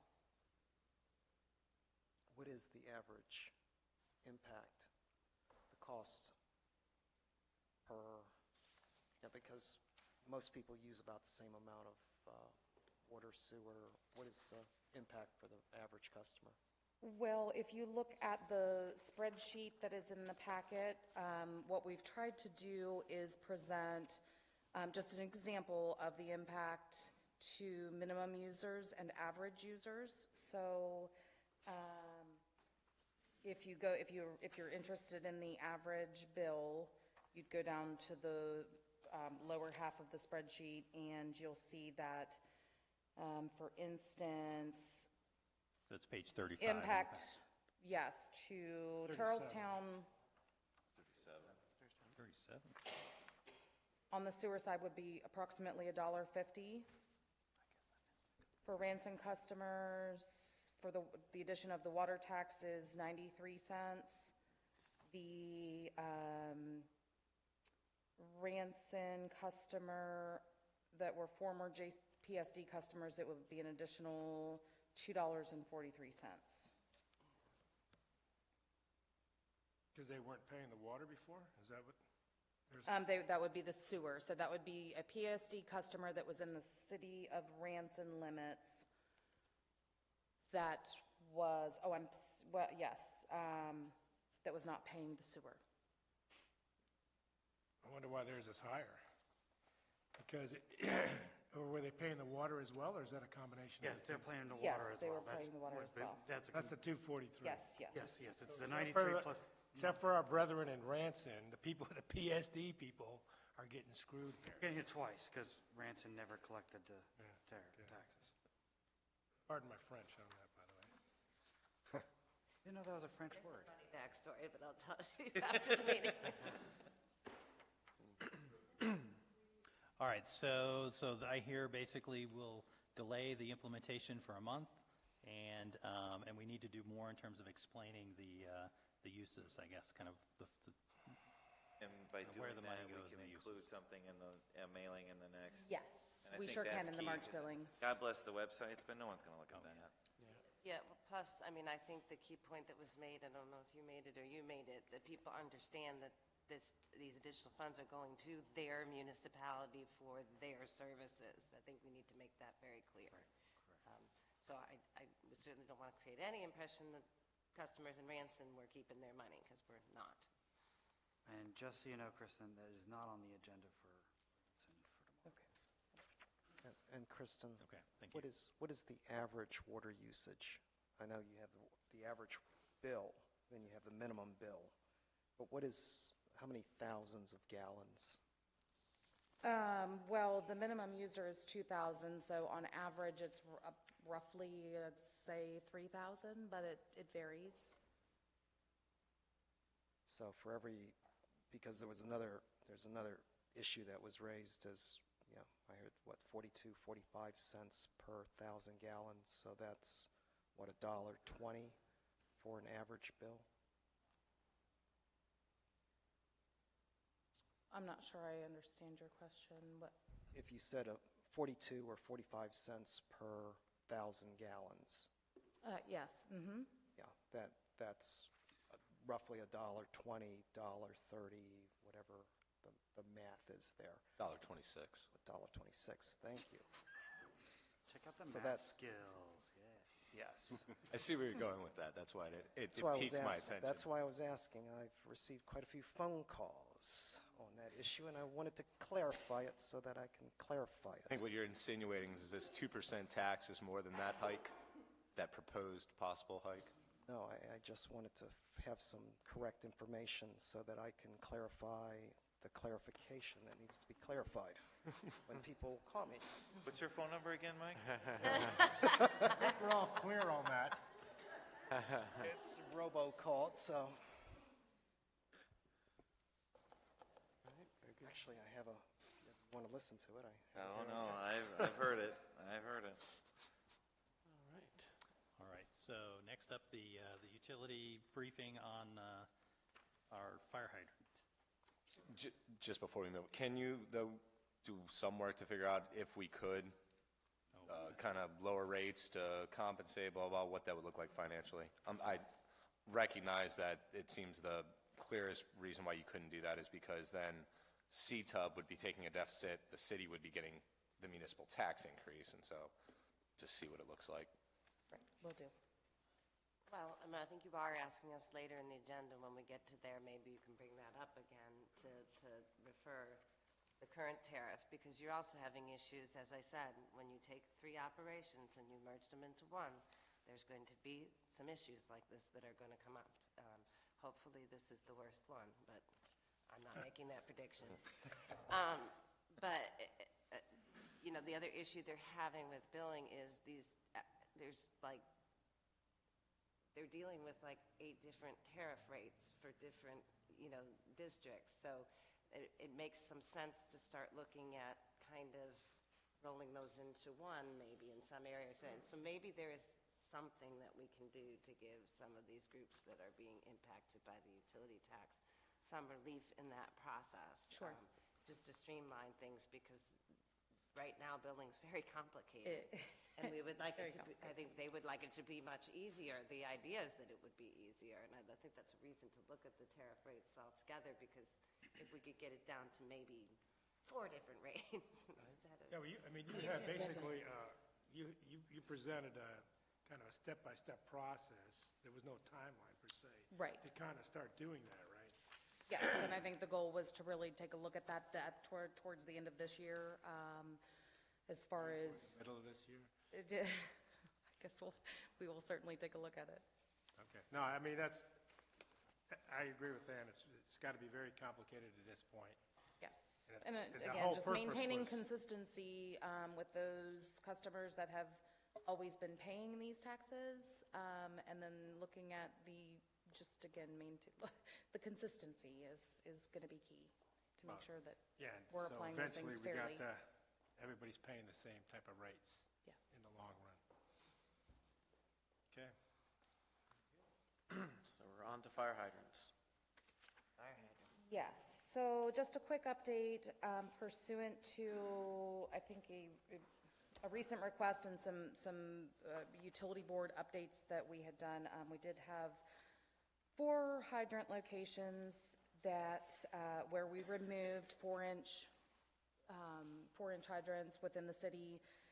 The first one, I just wanted to give a quick exhibit. So the first one was Samuel Street at Wall Street. That was location where the fire companies did try to utilize that hydrant. It had a lower pressure. It was marked properly. But again, that has made us focus on ensuring that any of those smaller 4-inch hydrants have been removed. So they all have been taken out of service. But what this does is show you essentially the fire coverage radius. The West Virginia Division of Health and Human Resources generally says that you want to have 300 to 1,000 feet of fire coverage. I mean, it really depends on the area, but what this demonstrates is that the hydrant in blue was removed. We have adequate coverage with all of the adjacent hydrants. The next location was North Charles at West North. Again, you can see that in the vicinity of the blue hydrant that was removed, we have one at North George and Liberty, Liberty and Charles, Liberty and North Lawrence, and then also on between North and Valley on North George Street. The third location is one that we have not necessarily been able to get to due to some easement acquisition and some issues with an estate and properties in that vicinity, but this is basically between 51 and Summit Point Road. So originally along Summit Point Road, we were talking about running a line between 51 and where we have that proposed hydrant located. That one, we cannot extend that service just due to the issues with the easements, but we are intending to circle back on that to see if we can work the line through to that point and then add a hydrant at Summit Point Road. And then we've also discussed adding a hydrant this spring at Eagle Avenue and Middleway and 51, which would provide some additional fire coverage in that area. Then the next location is Augustine at Avis. Again, that hydrant was removed in blue, and you can see the adjacent coverage with all of the other existing hydrants. So certainly can take questions on that, but just to know that that was a little bit of an outstanding item. Didn't you say there were 4 removed? I'm only seeing 3 were removed. Oh, I'm sorry. Well, there were 3 removed. The other one, the third location that we've been looking at fire coverage questions is the Martin Luther King, is the Summit Okay, Point and 51. Okay, sorry, so only 3 were ever Yes. removed. Okay, so I started this, so let's talk about the first page, Samuel and Wall. Of course, there's a hydrant there at Shutter Street, but if you kind of draw a circle, maybe starting at Samuel and Green, it seems like there's a fairly large area there that where there is no coverage. And I know these hydrants have to be, some of them just have to be taken out. My concern is that after the fire that almost burned down 4 houses and they discovered that this hydrant was not working, there seemed to be a rush to take this thing out of service, but there was no discussion of putting something back. That was put there for a purpose. And I'm kind of concerned every time I've heard these conversations about a hydrant not working. There is no conversation about putting it back. There's a conversation about taking it, disconnecting it. Now, the last page, the one on Augustine and Avis, there's pretty good coverage there. And so I'm not going to argue too much about that, but then again, the principle is putting it back. And then the one on North Charles and West North, second page. Again, there's quite a few hydrants in that area, and I won't argue. The third page, Martin Luther King Boulevard, that I think is a good place for it. The one on Baylor Street, on West Washington Street, which I know real well because that would be right across from me. As much as I love hydrants, I don't need a hydrant there. We need a hydrant up near those railroad tracks. There is the 5 Griffith oil tanks that sit up there. One of these days, there's going to be another train wreck right there. There's going to be a major event right in that area. And we have the Griffith oil tanks, we have the railroad property right there, and then we have the 2 intersections coming in from Middleway and Summit Point. My original request was to get fire hydrants as close as we can to those railroad tracks. And then you had over on Martin Luther King, you also had the large property maintenance or company that's over there. And I wanted to get something as close to there because there's a small national forest to the right of that. And that area is very heavily wooded. It is the oldest part of town. So, and many of those houses are old, made of wood. And so I don't think there's never too many fire hydrants in the west end of Charlestown. And so I'll stop there. But I don't think, I'd like to hear more about the conversations of the fire hydrants you're putting in and less about what you're taking out and why you're taking these out. Sure. So again, getting back to the age of these hydrants, there were essentially 3 of these 4-inch hydrants. Now we are required to have hydrants on 6-inch lines. So there were some very small segments of 4-inch lines that these hydrants were connected to. All of the other hydrants in the system are connected to 6-inch and greater lines. So for instance, with Samuel and Wall, when that was removed, one of the things we look at is the available fire coverage to see whether or not we would need to install another hydrant, let's just say at Green Street, or somewhere along Samuel. But if you look at the hydrant coverage at that point, we just evaluate the need to add a hydrant. I think with even the comparison to the Augustine and Avis, you've basically got the same distance between hydrants. Correct, yeah. And that's something that we evaluate. Certainly, your comments on the Summit Point and Middleway, we feel that the installation of a hydrant at Eagle and 51 is something that we think we can do this spring. And then, we're going to have to look at a connection through over to Summit Point Road, extending a hydrant further out towards the railroad tracks could possibly be evaluated, but again, the distance is going to be the criteria that we look at to set the hydrant.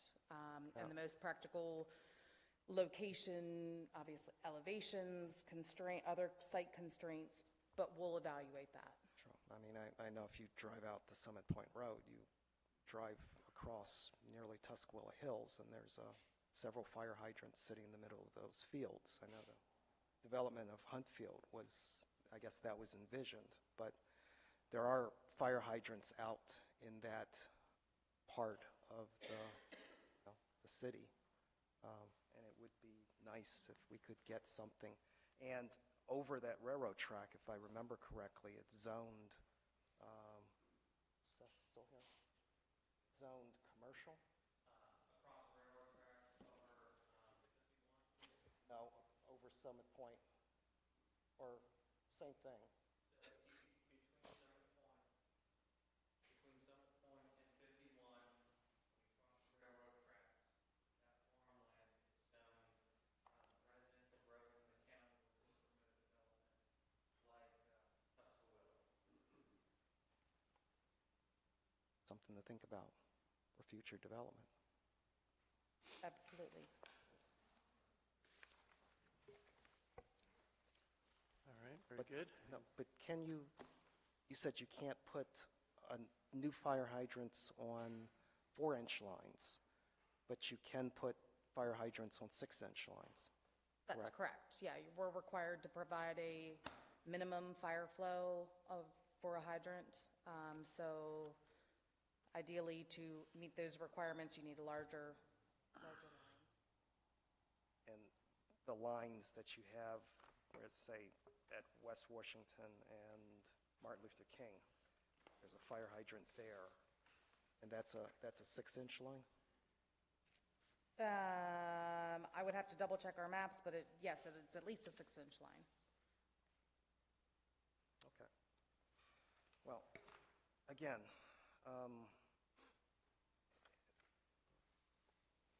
the western end of Charlestown is not flat.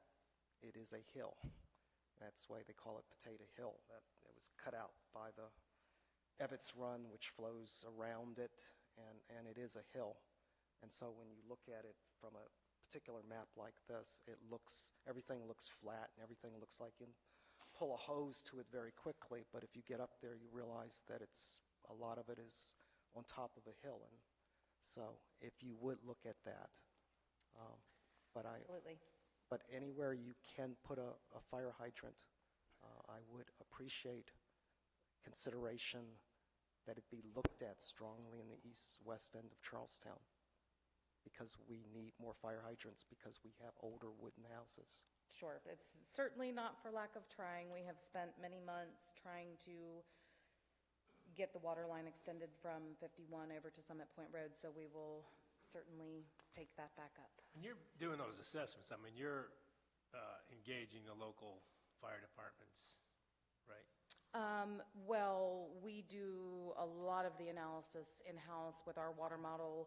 Our whole system is modeled so we can evaluate areas where we need to prioritize installation of fire hydrants and upsizing of water lines, things like that. So there's no conversation with the fire departments, the two volunteer ones? Basically, what we do is we do send them our flow information when we flow hydrants. Anytime new hydrants are added, we notify them, so it goes into their system. Now, do they ever solicit, hey, can you put a fire hydrant here, a fire hydrant there, that you know of? Not generally. I mean, I think as developments come online, that's when we look at, our hydrants provided where they need to be, and we coordinate as needed with the fire companies on that. Okay. All right, anything more on fire hydrants? All right, thank you, Kristen. Sure. Let's go to dogs. Let's move on to 3180, Rockwell request for sanitary sewer service. All right, so Kristen's going to stay with us here. So again, this is basically an informational item. There's no planned action on the agenda. Since our last meeting, Rockwell had sent us a letter seeking sanitary sewer service and gave the Charlestown Utility Board 45 days to provide a cost estimate. So what I've included in the packet for you are things related to this project. The first item in the packet is a communication between Kristen and the West Virginia Development Office regarding the term of the loan. It looks like they're open to a reduction. I mean, at the end of the day, that's not their decision to make. It'll be the Development Council, Jobs and Infrastructure and Jobs Development Council that would decide that. But I think we wanted to at least convey the message here that there's been some communication. Second item in the packet is the request from this request to CTUB from Rockwell, and Kristen's going to talk a little bit about what happens next. The third item in the packet is a preliminary estimate. I think one of the public commenters talked about this estimate. It was in an old study done, so Kristen will talk a little bit about where that estimate came from and what it'll be used for moving forward. And then the final item in here is Mr. Tolbert had asked that we include Mr. Levi's follow-up to the CTUB most recent analysis on 5.5, and I think Kristen's going to provide some preliminary thoughts on that, and again, we can talk about how to proceed with that as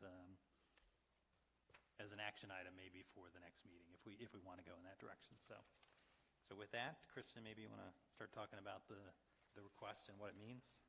Sure. So obviously, one of the first things I'd like to address is the request letter, and immediately as I saw the 27,550 gallons per day, that was a huge concern. So I did contact the council for Rockwell to clarify where this number came from, because obviously that did not correlate to what is in the permit and what we've discussed. That was an error on their part when they drafted the letter. Certainly wish they would have. They took that number from our sewer availability letter and did not obviously look at the past 6 months of discussions and refining of the numbers. So hate to bring that up, but they are apparently looking at a letter of clarification. So apologize for that. So may I ask you, since we're talking about the flow and the discharge, I've heard several times now that we're dumping sewer, untreated water into the river because of overflows or something like this. Can you clarify whether or not we're doing that?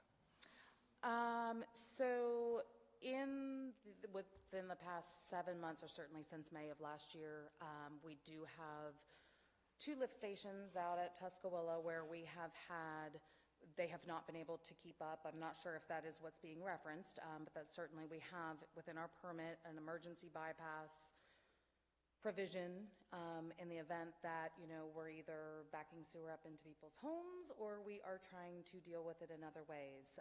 In both of those instances, we've installed bypass connections so that we don't have to deal with that again.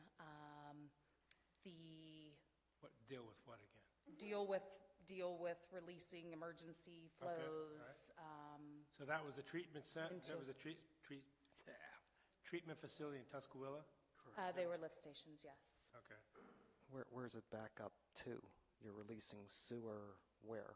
Into what? Into open areas outside of the lift station to the extent that, we're not backing up flows into people's homes and manhole. It may come out, we'll contain the spills, clean up the spills. It's a provision within our permit, so everything is notified to EPA. When we deal with that. Is that water coming in through the sewer system, or is it coming in through the rain and stormwater issues? We have done a full analysis of the sewer mains in Tuscaloosa and Locust Hill, so we did not identify any major I&I issues. What we believe is that people have sump pumps in their basements with the groundwater table being so high. We can hear the pumps starting on and off. We've heard that folks have had sump pumps running for months on end. So we believe that there are some illegal connections to our system, and that is a major goal that we've coordinated with DEP on to identify those So you're and thinking the address sump them. pumps are hooked up to the sewer To system? the sewer, yes. How do you do that? Is it? Can't do that. Just curious. You're not supposed to. No, do I that. mean, how do you determine that somebody's done that, is what I mean. It's actually quite tough. I mean, it's, Sure, I could it's, Google how to do it. no, it's a very, Well, it is very tough to identify those things. So you Yeah, can do I would- smoke tests, but those may not identify 30 to 50% of them. It's very low. So, we may look at notifying customers to see what sort of feedback we get. If we get some honest folks and we try, it's going to be a tough one to figure out, but we've obviously identified it as a major issue. And how many customers are over there that are contributing to that lift station? There are 1,200 total between Tuscarora and Locust Hill that go to both lift stations. Okay.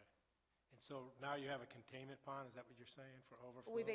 No, we have piping that goes immediately to the plant, so where we can bypass and add additional pumps, and it will go directly to the plant. We don't have to deal with So when did a that, spill per se. when did that come online? We installed one about 2 months ago, and then the one prior to that was installed June, July of last year. Okay, all right. And kind of skipping over to our last issue, I guess, the tariff issue, isn't there a place in here where we're taking the provision for surface and groundwater surcharge out? Yes, that is in the Ranson tariff, and one of the issues that we've been notified with DEP is that we are not a combined sewer system, so we can't take stormwater, if it's any sort of groundwater or stormwater, into the sanitary sewer system. So it's actually, that's why we're taking it out of the Ranson tariff, is that we cannot by our permit do that. But I thought it was a fine. I thought it is. It is the ability to charge for those connections. The codified ordinances in Charlestown also allow that, but our permit does not. Yeah, we're not allowed to take in stormwater into the system. Correct. So That was one thing that I originally was thinking. So it's like, you can't charge somebody, you can't say, we'll charge you $5 to do it when it's illegal. No, but DEP couldn't you will say, not allow- this is your fine, you have to correct?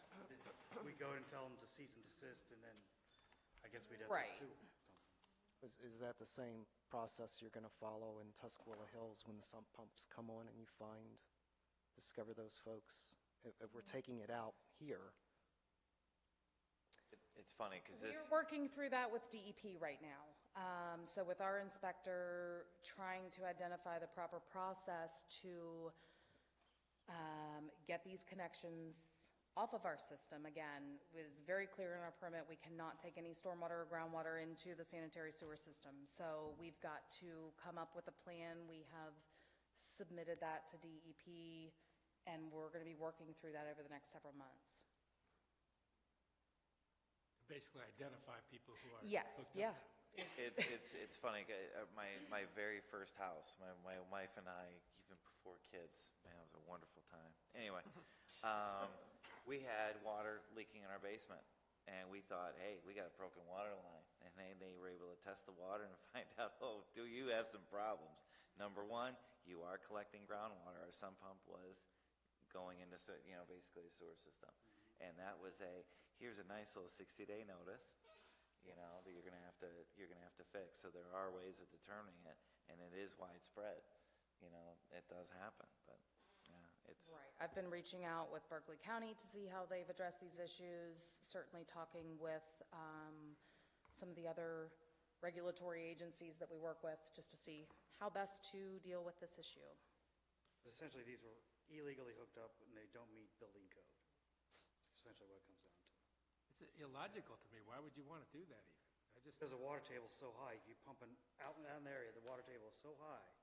If you're just pumping it out to your backyard, it's coming Well, right you can actually ride through Locust Hill and see where some people have piped it. They've got the piping going out to the front drainage swale, and they have done that. But there are many others that. But I'm saying, It's a simpler way to do it, I would think. well, it's cheaper just to do it that way.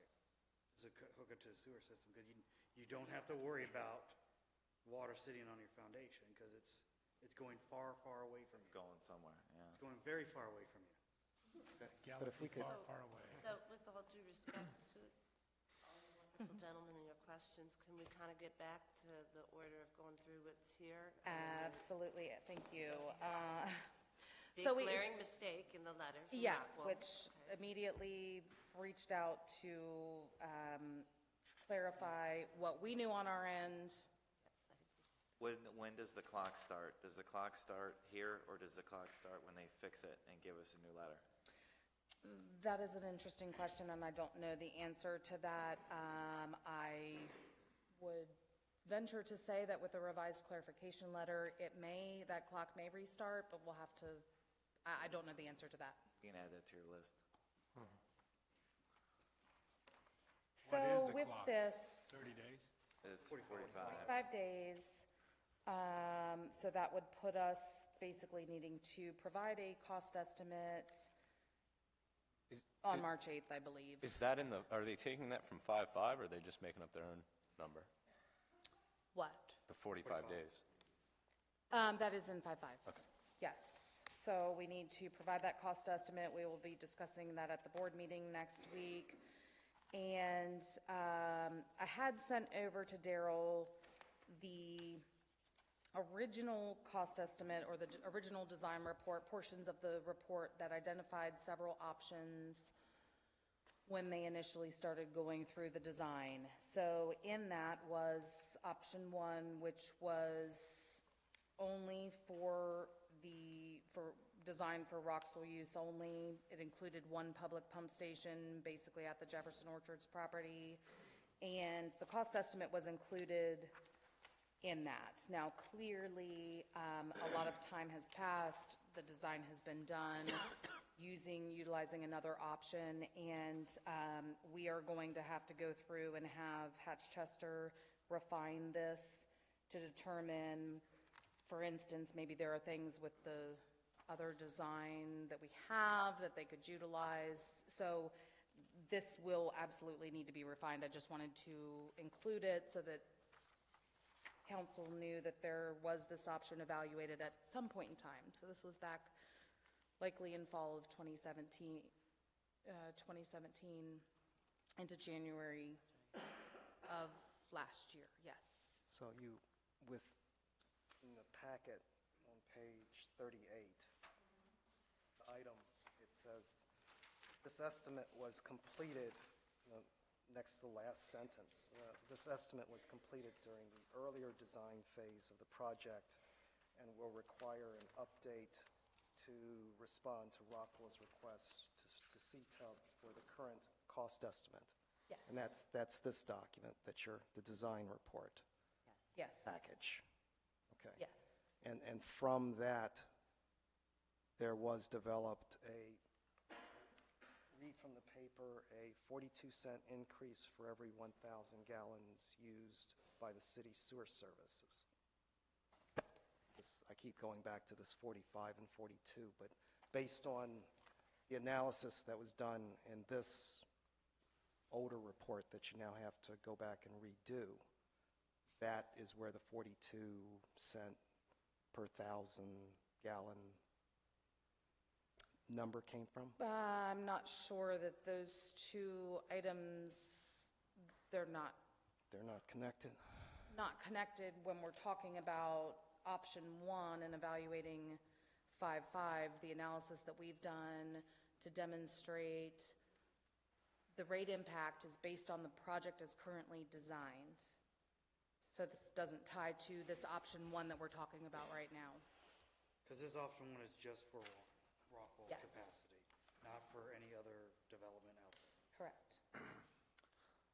So I'll make a suggestion. When I've got a whole bunch of spreadsheets to talk to you guys about all night, and I made the mistake last time of trying to do that. And so my suggestion is, because we've already passed an ordinance in regards to the Roxel plan that says that we're going to build it and that we're going to use state funding. Now, we haven't passed the bonds, but we've already passed an ordinance for this. This would be certainly in conflict with that ordinance if we don't do that and we go the 5-5 route and we're using rock wool funds now. So my suggestion is so that we can just kind of get all of this information together, plus we have the other item for the tariff situation that's already going to be going to ordinance anyway, to refer this whole topic to ordinance. We can speak with you at ordinance. We can speak to the financial aspect of it in 5-5, and then we can bring it back to City Council at the next City Council meeting and summarize this whole thing and give our recommendation. Because it's possible that we have to change our previous ordinance now. Help me out, what would have to change? I think, Mike, you were referencing the project ordinance then, right? Is that what you're saying? Okay. So I guess I'm a little bit confused about what would we have to do with the project ordinance? The project ordinance says that we'll build this in a different fashion. It says that the project consists of design, acquisition, construction, equipping 2 pump stations. I mean, it's fairly detailed as to what the project is. We're going to extend it to Burr Industrial Park, Shenandoah Junction, other connections. We also talk about how it's going to be paid for. The state's going to pay for it. Right. So I think though, but if 5-5 came into effect, basically it's not a project ordinance anymore then, right? I mean, you Correct, basically right. you're out of the ordinance space and over to the PSC process. Am I saying that right? Yes. Yeah. So what do we need to do with this ordinance that we passed already is what I'm saying. Don't think we have to do anything. I'm not sure that we would have to do anything with that ordinance. Not yet. Basically, We haven't couldn't. voted yet, so. No, but that's what I'm saying. How does this impact that ordinance? I think we kind of need an answer to that. If we go this route, how are we impacting an ordinance that we've already passed and approved?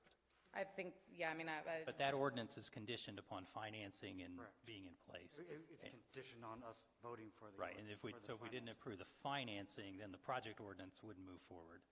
It's not what the project ordinance says, but. And if we don't approve this, and I keep going back to my 42 cents, if we do not do this, then there is this perception out there, public perception, that there is going to be a major increase in rates. And it would be good, because I have another hour's worth of 5-5 stuff that I want to talk about too. I mean, we can stay on 5-5 for a while, or we can simply send it to ordinance and kind of say, let's look at it. So I was going to suggest that when we got to the end of this session, did we want to schedule a workshop for the next council meeting to basically work through maybe the details of that, the questions you were asking about, the analysis, the Kunkel analysis that maybe we didn't go as deeply into as we wanted to. And that's certainly an option too. I think I was suggesting ordinance because I think we have the flexibility to spend a lot more time on it.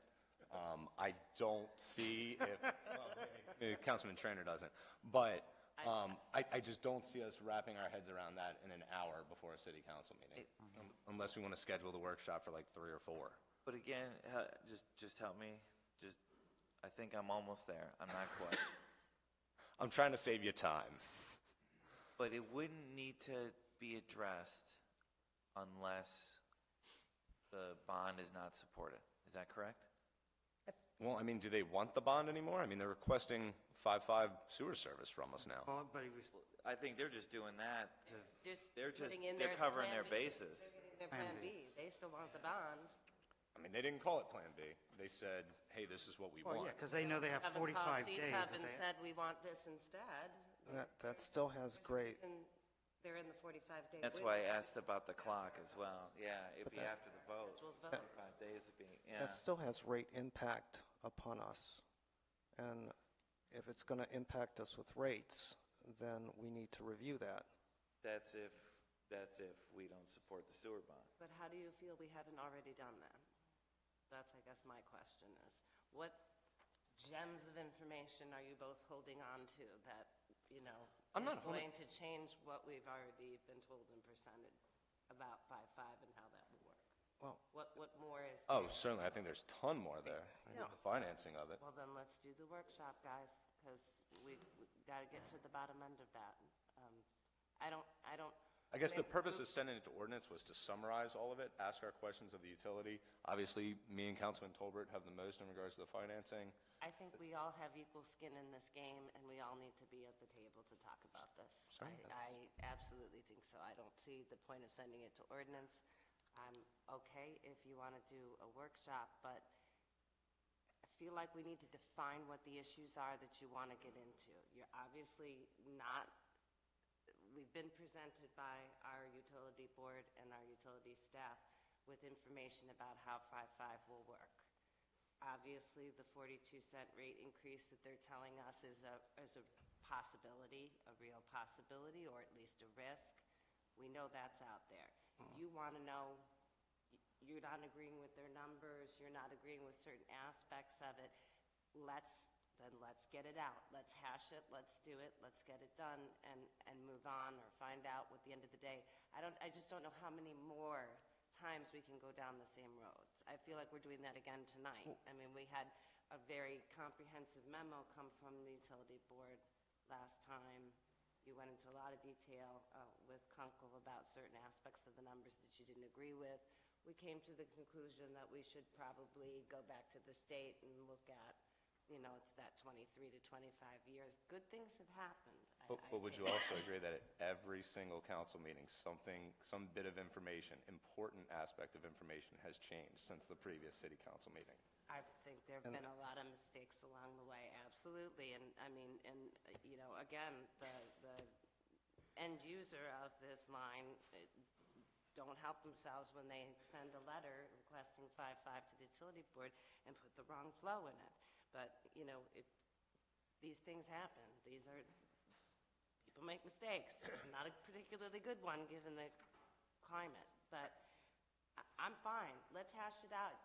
Let's make our cases. Is there a risk involved or is there not a risk involved? What's the better deal for the city? Let's have the workshop and do it. Sounds like a plan. I feel like we've gone down all of these roads, but we keep going down the same roads again and again and again, and we can only do that so many times is what I'm saying. So I just don't see the point. And I think that when we're quoting actual 42 cents or 45 cents, I don't think that really helps the case. I think, and I agree with what you're saying, some person interprets this way, somebody interprets it this way. What's the right way? So I agree. I think we have to look at the 5.5s, and the opposite of 5.5s is a degree of risk. As far as, is there a risk that the rates increase? 45, 46, I mean, I think that's immaterial at this point, because it's all based on analysis and projections, years and all this kind of stuff. So we have to ascertain like you said, what's the best deal for the city, what's the least risk for the ratepayers. And so I guess my only concern is we know that conversation's not going to wrap up in an hour. Right, we're going to need to schedule a 2-3 hour workshop. What? Probably a 2 to 3 hour workshop, I would think, to really work through everything.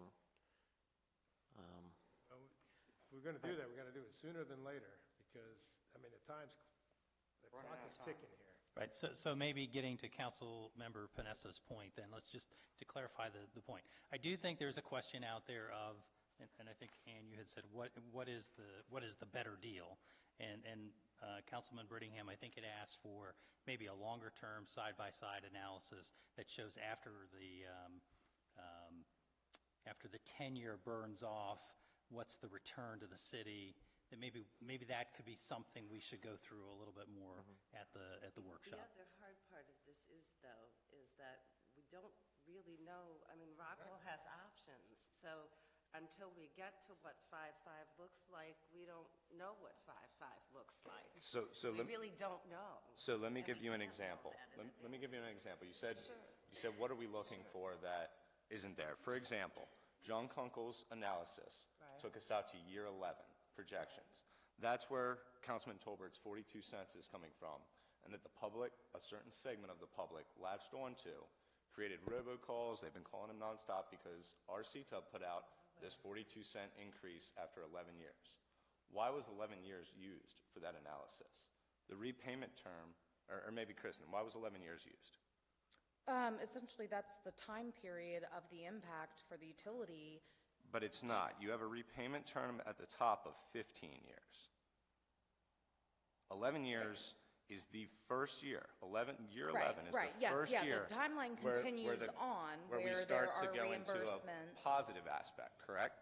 Correct. Yes, and if you take, and I've already done it, I've already put it on spreadsheets, but it's impossible to explain a spreadsheet here when nobody else can see them. When you take that and take that out to 15 years, using his same exact numbers, we, instead of going of a deficit of $1.7 million, we actually have a positive of $4.3 million. And instead of a rate increase of 42 cents, you have a rate decrease of 11 cents. Well, agreed, but you have to come up with, during that 11-year period, Yeah, where, but why how would are you you not funding show us that? Why would you show us an 11-year that says, oh, we're gonna have to increase rates 42 cents? Well, I mean, when it could have been taken out to the truly, full 15-year repayment term. Let her answer, please. I think John Kunkel felt like it was easier to show that break-even point versus taking it out. I mean, I did the revenue projection repayment spreadsheet and took it out 30 or 40 years. You could take it out as long as you could. I think that his spreadsheet demonstrates the break-even point at which then yes, we would be able to recover those costs. But during that 11-year period, we cannot. But aren't we reimbursing to Rockwell for 15 years? And on the last page of his, when he's saying how much Rockwell reimbursement for new customers, that's over the term of 15 years. But you're only using 11 years to show that paid back. And that's why it shows a 42-cent rate increase. If you take it out 15 years, we're at a decrease. No, there's certainly a reason to have a workshop to talk through those things. So for each developer, there's a 5-year repayment, and then it starts rolling over as new developments come on. Yep. And so you have to do that for 10 years. I mean, he's got it on his own spreadsheet. You have to do it for 10 years, and the last customer is getting paid off in 2034. But if you actually add up all of those columns. 15. I counted them. Yes, it does add up, even though he didn't extend it out. So we can clarify that. Can we just save this for the workshop, please? Yeah. That's why. And how is this going to be any different? Well, first of all, there aren't going to be that many new customers anymore now because the line is only for Rockwell. There are no other new customers. It's only Rockwell line for the 5.5. If we go to the 5.5. That's what I'm saying. So that hold on, can I please answer, Mike? All those new customers will not be on that line. That data is not correct. That option is no longer available to us. Why are you saying this option is no longer available? Because they asked for just service to them, no one else. You told me that that's contingent upon the bonds, and that's why we don't Right, have to because update. if we pass the bonds, we can do the full line.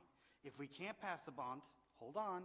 If we do not pass the bonds, we have to go their 5.5, which includes only service to them. Unless we want to contribute the difference. That's the big. Yes, I understand that, but I'm saying the data's not there now. That's not, but see, even that's not accurate. We just saw that for them to build their own line is $9 million. For them to build this line that services everybody is $10.5 million. Okay? Are we agreeing on that? Rockwell, their net revenues only pay them back $82,000 a year, which means if they build a $9 million line, they essentially eat $8 million of that cost over the course of that line. If they spend another $1.5 million, they get reimbursed close to $6 million, so they only eat $4. And so if we were thinking about this in the terms of Rockwell and why we haven't had all these other options presented to us, why would they eat $8 million when they can I don't build know. a larger line I don't and know only why they would eat $8 million We're not because I talking don't to them. see all their data. I don't see their data. You have our data. No. If Again, those are nobody hooks up projections. to it. Those are projections again. They're estimates based on guesses, based on estimates. Correct? Correct. Okay. But do you agree they will never get paid back if only their line services them? Want their line. Yeah. Period. But they don't want to lose money. They want their line. Period. But that also, though, goes to if Rockwell puts in their own line, they pay for it. what are the costs for this utility, which then are put on the backs of the ratepayers. That's the key, right? And that's the key. And that is the 42 cents per 1,000 gallons that not that many people have called. And I've had some really good conversations with many of them. One I grew up with, and one was a neighbor of my mother's. But that's the question. What we have, there has been a scare tactic placed out there that if Rockwell builds its own line, there will be such a rate increase that we're going to drive seniors onto the streets of Charlestown. And so I am interested. Well, I've absolutely. Bob, you got to listen to this tape. It's going to cost the average ratepayer $500. Right, I've seen those, and those are wrong. And What is printed in the paper is accurate according to our own utility board's calculations. After 11 years, but not after 15 years. And That's correct. Making it out to 15 years, they could have printed, and it's going to be an 11-cent decrease, and actually make revenues for the city in the amount of $4.3 million. And I think for some reason we used 11 years there. Well, no. That's where I think we need to walk through the spreadsheet, because if you add each and every one of those lines across, it is taken out to 15 years, even though it's not demonstrated that way on the spreadsheet. I think. Yes, you can add them up. All right, well, But I think 15 is not the number. I believe 23 years is the number that, at minimum, you have to take this out, do a cost analysis. And that's why I would love to, if we're going to do the workshop, then let's do the workshop. We have questions, I think, that we can pipe into you. You've changed the math and some of the numbers since last meeting when we raised this. So we now can send you more of a detailed thing if we're going to do the workshop and not do I say we do a workshop, and I say we put the spreadsheet up on the screen, and we put numbers in there, and they go, this is what this means. Which is why that takes time, though. I mean, I literally, to recreate Kunkel's, took me an entire day today to do that. And so trying to get through that in an hour. Mr. Kunkel could be here doing it. Put it up on the screen.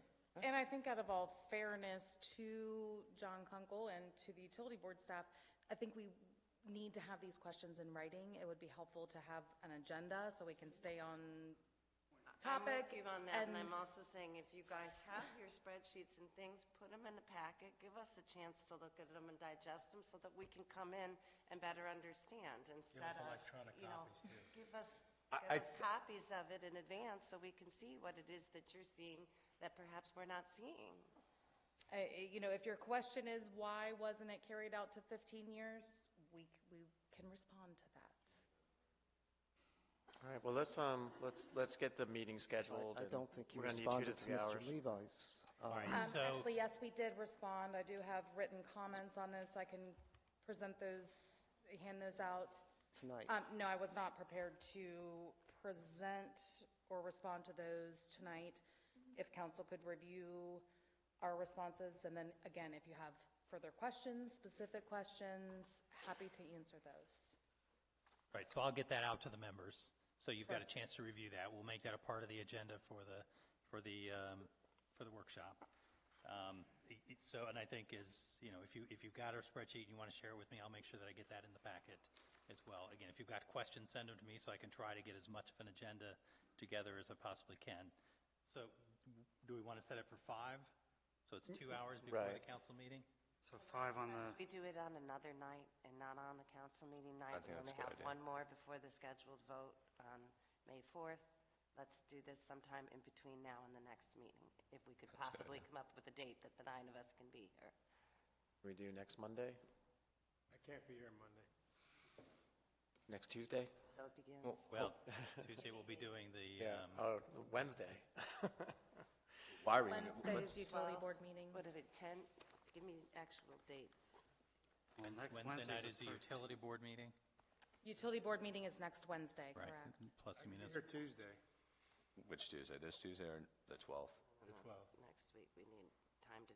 Again, we're going to do the food truck Food truck is public meeting meeting that day. in here that Food night. truck meeting is that day, yeah. Maybe Anybody free this Wednesday? Or is that too short? I think that It's too short too for short. We have to meeting. have publication. for notice. I need more time to notice. Do we Need that for a workshop? We don't have to do that for a workshop. Yes, we're you not do. We're not making any decisions on it. Doesn't matter. You Doesn't still matter, need to public is notice. invited, so you have to notify what you're You're talking about. deliberating toward a decision. Maybe not making. Because all of us are present, so it's. All right, and then what we say about Wednesday, the 13th? Utility board and. Utility board. Municipal court is here unless we wanted to, In we the could do it evening? after the utility board. Yes.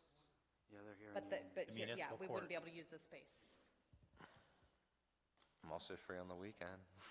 Let's have Valentine's Day here. Let's do Ooh, that. I like that. We do have a meeting on We do. Wednesday. Got a meeting every Annexation day. committee, but that could be postponed if everyone wants to do this on Valentine's. That would just be. I'm sure my wife would love that. That'd be the icing on the Sorry, cake. sorry, honey, I can't do anything that day,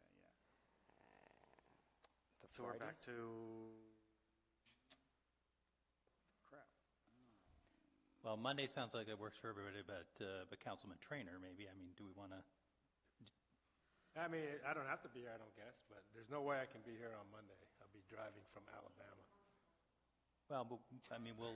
See that? Got a little shout out, didn't you? I was just asking. I mean, we will record it, so you can obviously view it later, We but. would have enough time to notice Saturday. How do we feel about that? I am working Saturday, unfortunately. Book Saturday. Okay.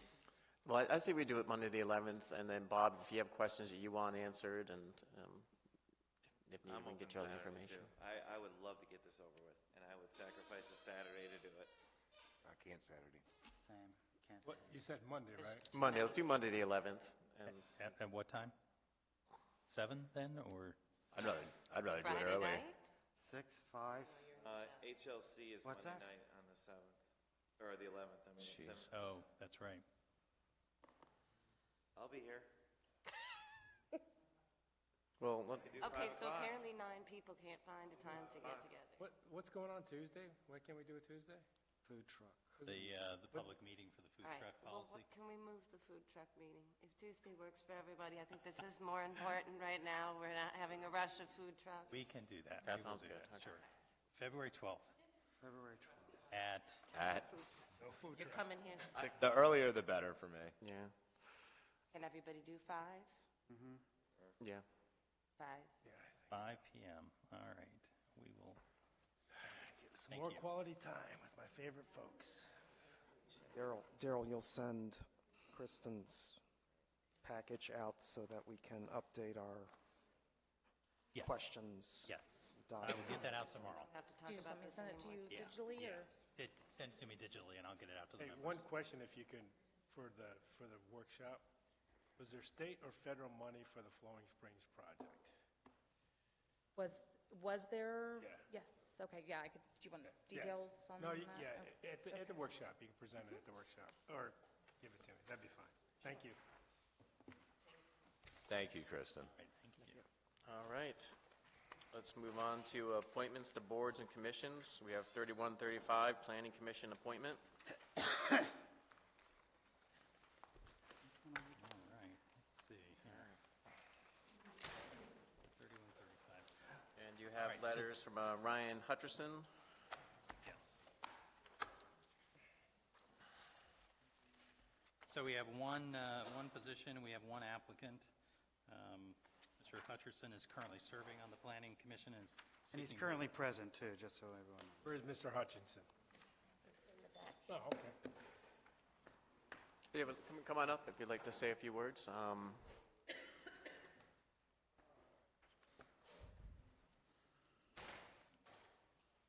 Hello, good evening. I was going to suggest moving the food truck meeting as well, so Funny guy, right? it's a little less pressing. Yeah, so I'm currently vice chair of the Planning Commission. I've served on it since 2016. I think we had a little issue with, I had applied for reappointment at some time, but I think it was the wrong one. So I'm here to just make sure we do the right due diligence. I've enjoyed serving. I'm excited to continue until this term ends and continue what we worked on with the comprehensive plan. Of course, I have my eye on the west end of things, as well as now we are working on food trucks. So if you have any questions, I'm happy to answer them. I don't know if this is planning related, but I do have a quick question. It's based on what you're saying about Evetts Run. Does the planning commission look at that kind of stuff? The overflowing of Evetts Run and all this? Is that part of your? No. I look at it from my neighborhood, but it has kind of plan, overflow. what would a solution be or something like, is that, do you guys get like, I've never been to a planning commission meeting, but I need to start going to a couple of them, but I'm just curious of, do you handle that kind of stuff? No, we're more focused on subdivision, those kinds of things, waivers to the ordinances. So, for example, if one of the developments wants to expand on its plat based on the things they've built out, we have recently had, we have developments that are still ongoing over several years. They have applied for waivers based on various things, issues with the way things are on the ground or how to construct, and we examine those things. We don't really get into those kinds of matters. And even, for example, food trucks, we really just look at things preliminarily on your behalf, make some recommendations. Ultimately, most of the things that we do are subject to your discretion and votes. Okay, thank you. I move to appoint Mr. Hutcherson to the Planning Commission. I'll second. All right, we have a motion and a second. Any further discussion? Hearing none, all in favor? Aye. All those opposed? Thank you. Motion passed. Thank you. Thanks. All right, so next up is the Board of Park and Recreation. There are 3 appointments to this board, and we have 4 applicants. So one of the positions is to fill Mr. Bill Klein's position. That is a term that would end in December 31, 2022, so that's a partial term. There are 2 other members of the board at the moment whose terms expired recently, Samantha Vines and Paul Rosa. Both of those terms would expire in 2024, and both of those individuals are seeking reappointment. So we do have one, so just as kind of, those are the 3 positions. All right, so, Mr. Mayor, if you will, I would like to make a motion to appoint Ms. Samantha Vines and Mr. Paul Rosa to the City of Charlestown's Parks and Recreations Commission. I want to break this up, but that's the first one. I'll second that motion. And for terms expire in 2024? Yeah, but yes, so there, Okay. yes. All right, we have a motion and a second. Any further discussion? I do. Don't we have a process if we have 3 slots and 4 people, or 2 slots and 4?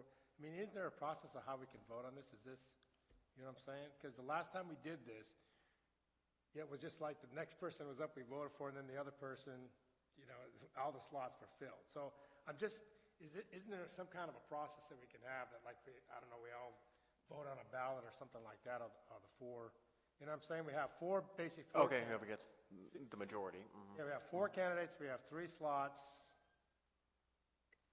It seems like there would be a process where each one would vote for the 3 people that they want on this board.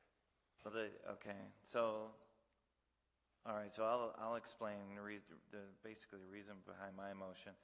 I was going to do another motion to table that other seat because I haven't had a chance to even meet Mr. Dusenberry. Are you James? Yeah, I was going to say Mr. Dusenberry is here. There he is. I haven't had a chance to reach out or meet at all, and that's my fault. I just didn't have enough time to reach out.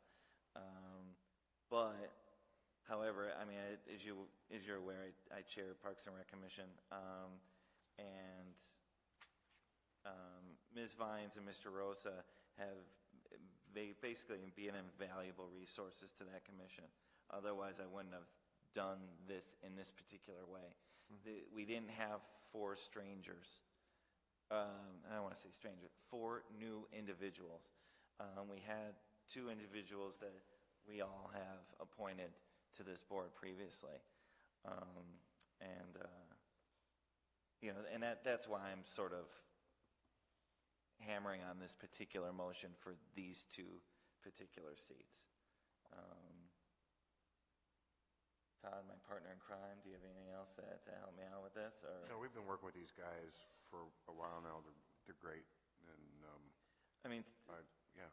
So Ms. Vines played a role in our strategic plan. She's involved in the various parks programs along with her kids. And I'm not. Yeah. I'm not questioning the credentials of To answer your anybody. question, is there a process? This is the process. Unless we have another mechanism in place, this is how it is.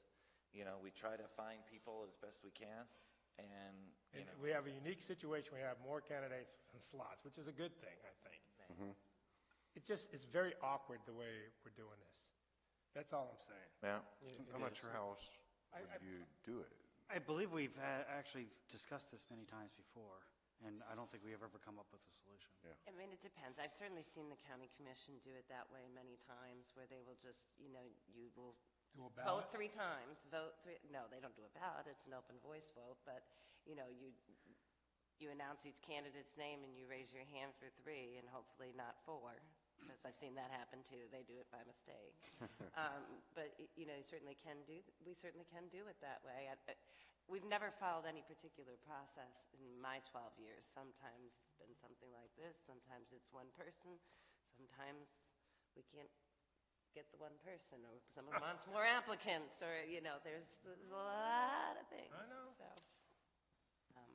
I'm in particular, I will say, as a past member of Parks and Rec for many, many years, both of these candidates that have been serving are wonderful. I never technically did serve with Samantha because I left, you took my slot, and she took your slot. So, but I know her very well through youth athletics for many years. So if you guys say she's a good member, I trust her. Any further discussion on the motion to appoint Paul Rosa and Samantha Vians? Hearing none, all in favor? Aye. Aye. Those opposed? Motion carries. They're appointed. And then, Councilman, I think you did want to maybe table this item, but I would like to give Mr. Dusenberry an opportunity, since he came here tonight, to introduce himself and Since give he his sat reason through for this serving. entire thing. Yeah. Well, hi, my name is James Dusenberry. I've lived in Charlestown for about 3 years now. I've never served on any public board or done anything, really within the public eye, so this would be a first for me. Honestly, I just, saw the position on the site and, said, yeah, I'm capable and able, so, if there's someone who's willing to take the slot, that's perfectly fine. I just figured if you needed someone to volunteer for it, I'd raise my hand, so. There you go. Thank you. Thank Be you. involved, Thank right? you. Get Excuse me. involved. That's wonderful. Ms. Thank you. Dusenberry, could you just talk about what you do? I see everything I see is IT. None of it I understand anything about. Right. So I did 10 years in the military, 7 of which was military police officer. Then I switched careers into the IT realm. Got out in 2013, became a federal contractor, and ended up moving out here a few years ago. So I work out in Crystal City most of the time. Really, I just build websites and stuff. That's sort of my day job. In a federal realm, I've looked at how budgeting is spent within some of the federal agencies that I've worked with, and I've found ways to streamline their budget and then use the excess money to sort of increase productivity. It's sort of how I use my day job to sort of combat waste within the federal government without becoming sort of like a political activist. And I feel like I could probably just use that same sort of eye for detail and fiscal responsibility within the board of Parks and Recreation. So how you liking this weather compared to North Carolina? It is different, but when I got out here a few years ago, they had snowpocalypse, and I couldn't find my car. That was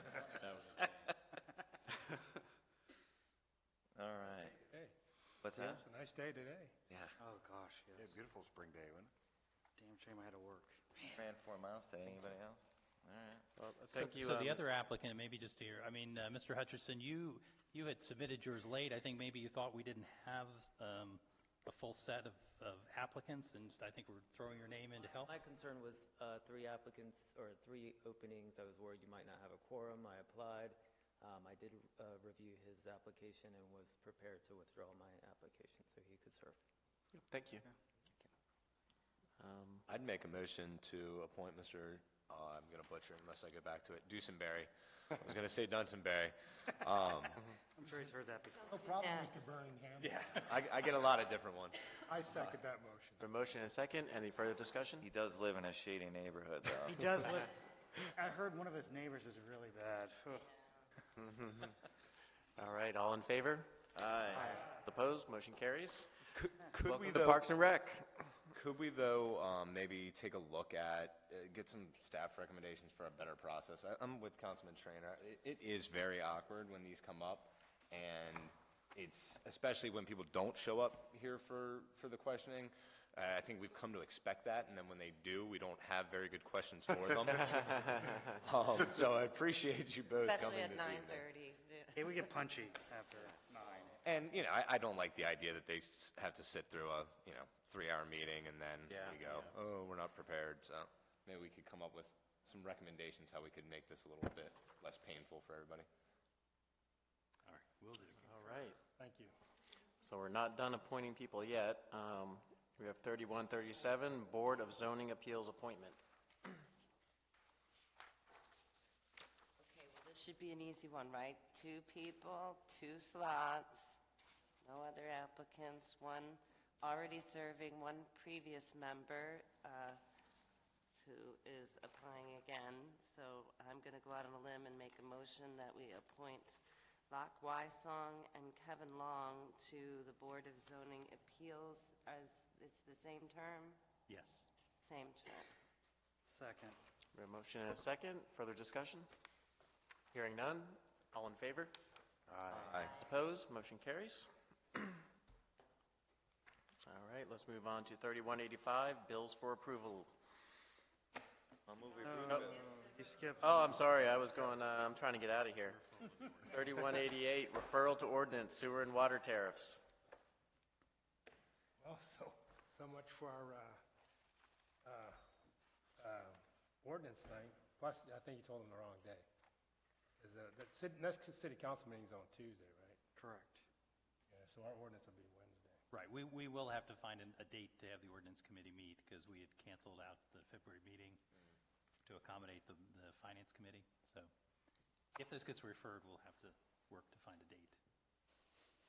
I'll make a motion, we refer it to our fabulous ordinance committee. That wouldn't go over so easy. No discussion. I'll second that. We This can is second it. discuss. Okay, we got a motion Now we and have a a second. discussion. Now we can talk about it all you want. Is there a timeline for when this has to be completed? No. Yeah, I think so. Yeah, It's no 45 days. no.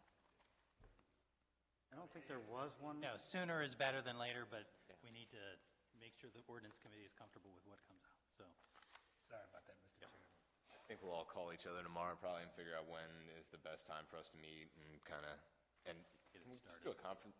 You guys available for maybe like a conference call tomorrow or something with Daryl to figure out what we have on our plate and when we got to meet and get some of these back here? Well, we can be here, I can be here tomorrow sometime. We can all, whatever we want to do. All right, Just let me we'll know. talk about it after the meeting, but yeah. Okay. It's got to be like after 1:30 or 2 something. That's when I get up for my nap. Is it the first? Your Wait, retirement now? Tired. In the afternoon. Bob, is that the first or second nap? That's my first nap. Okay. All right. Any further discussion? Hearing none. All in favor? Aye. All those opposed? Motion carries.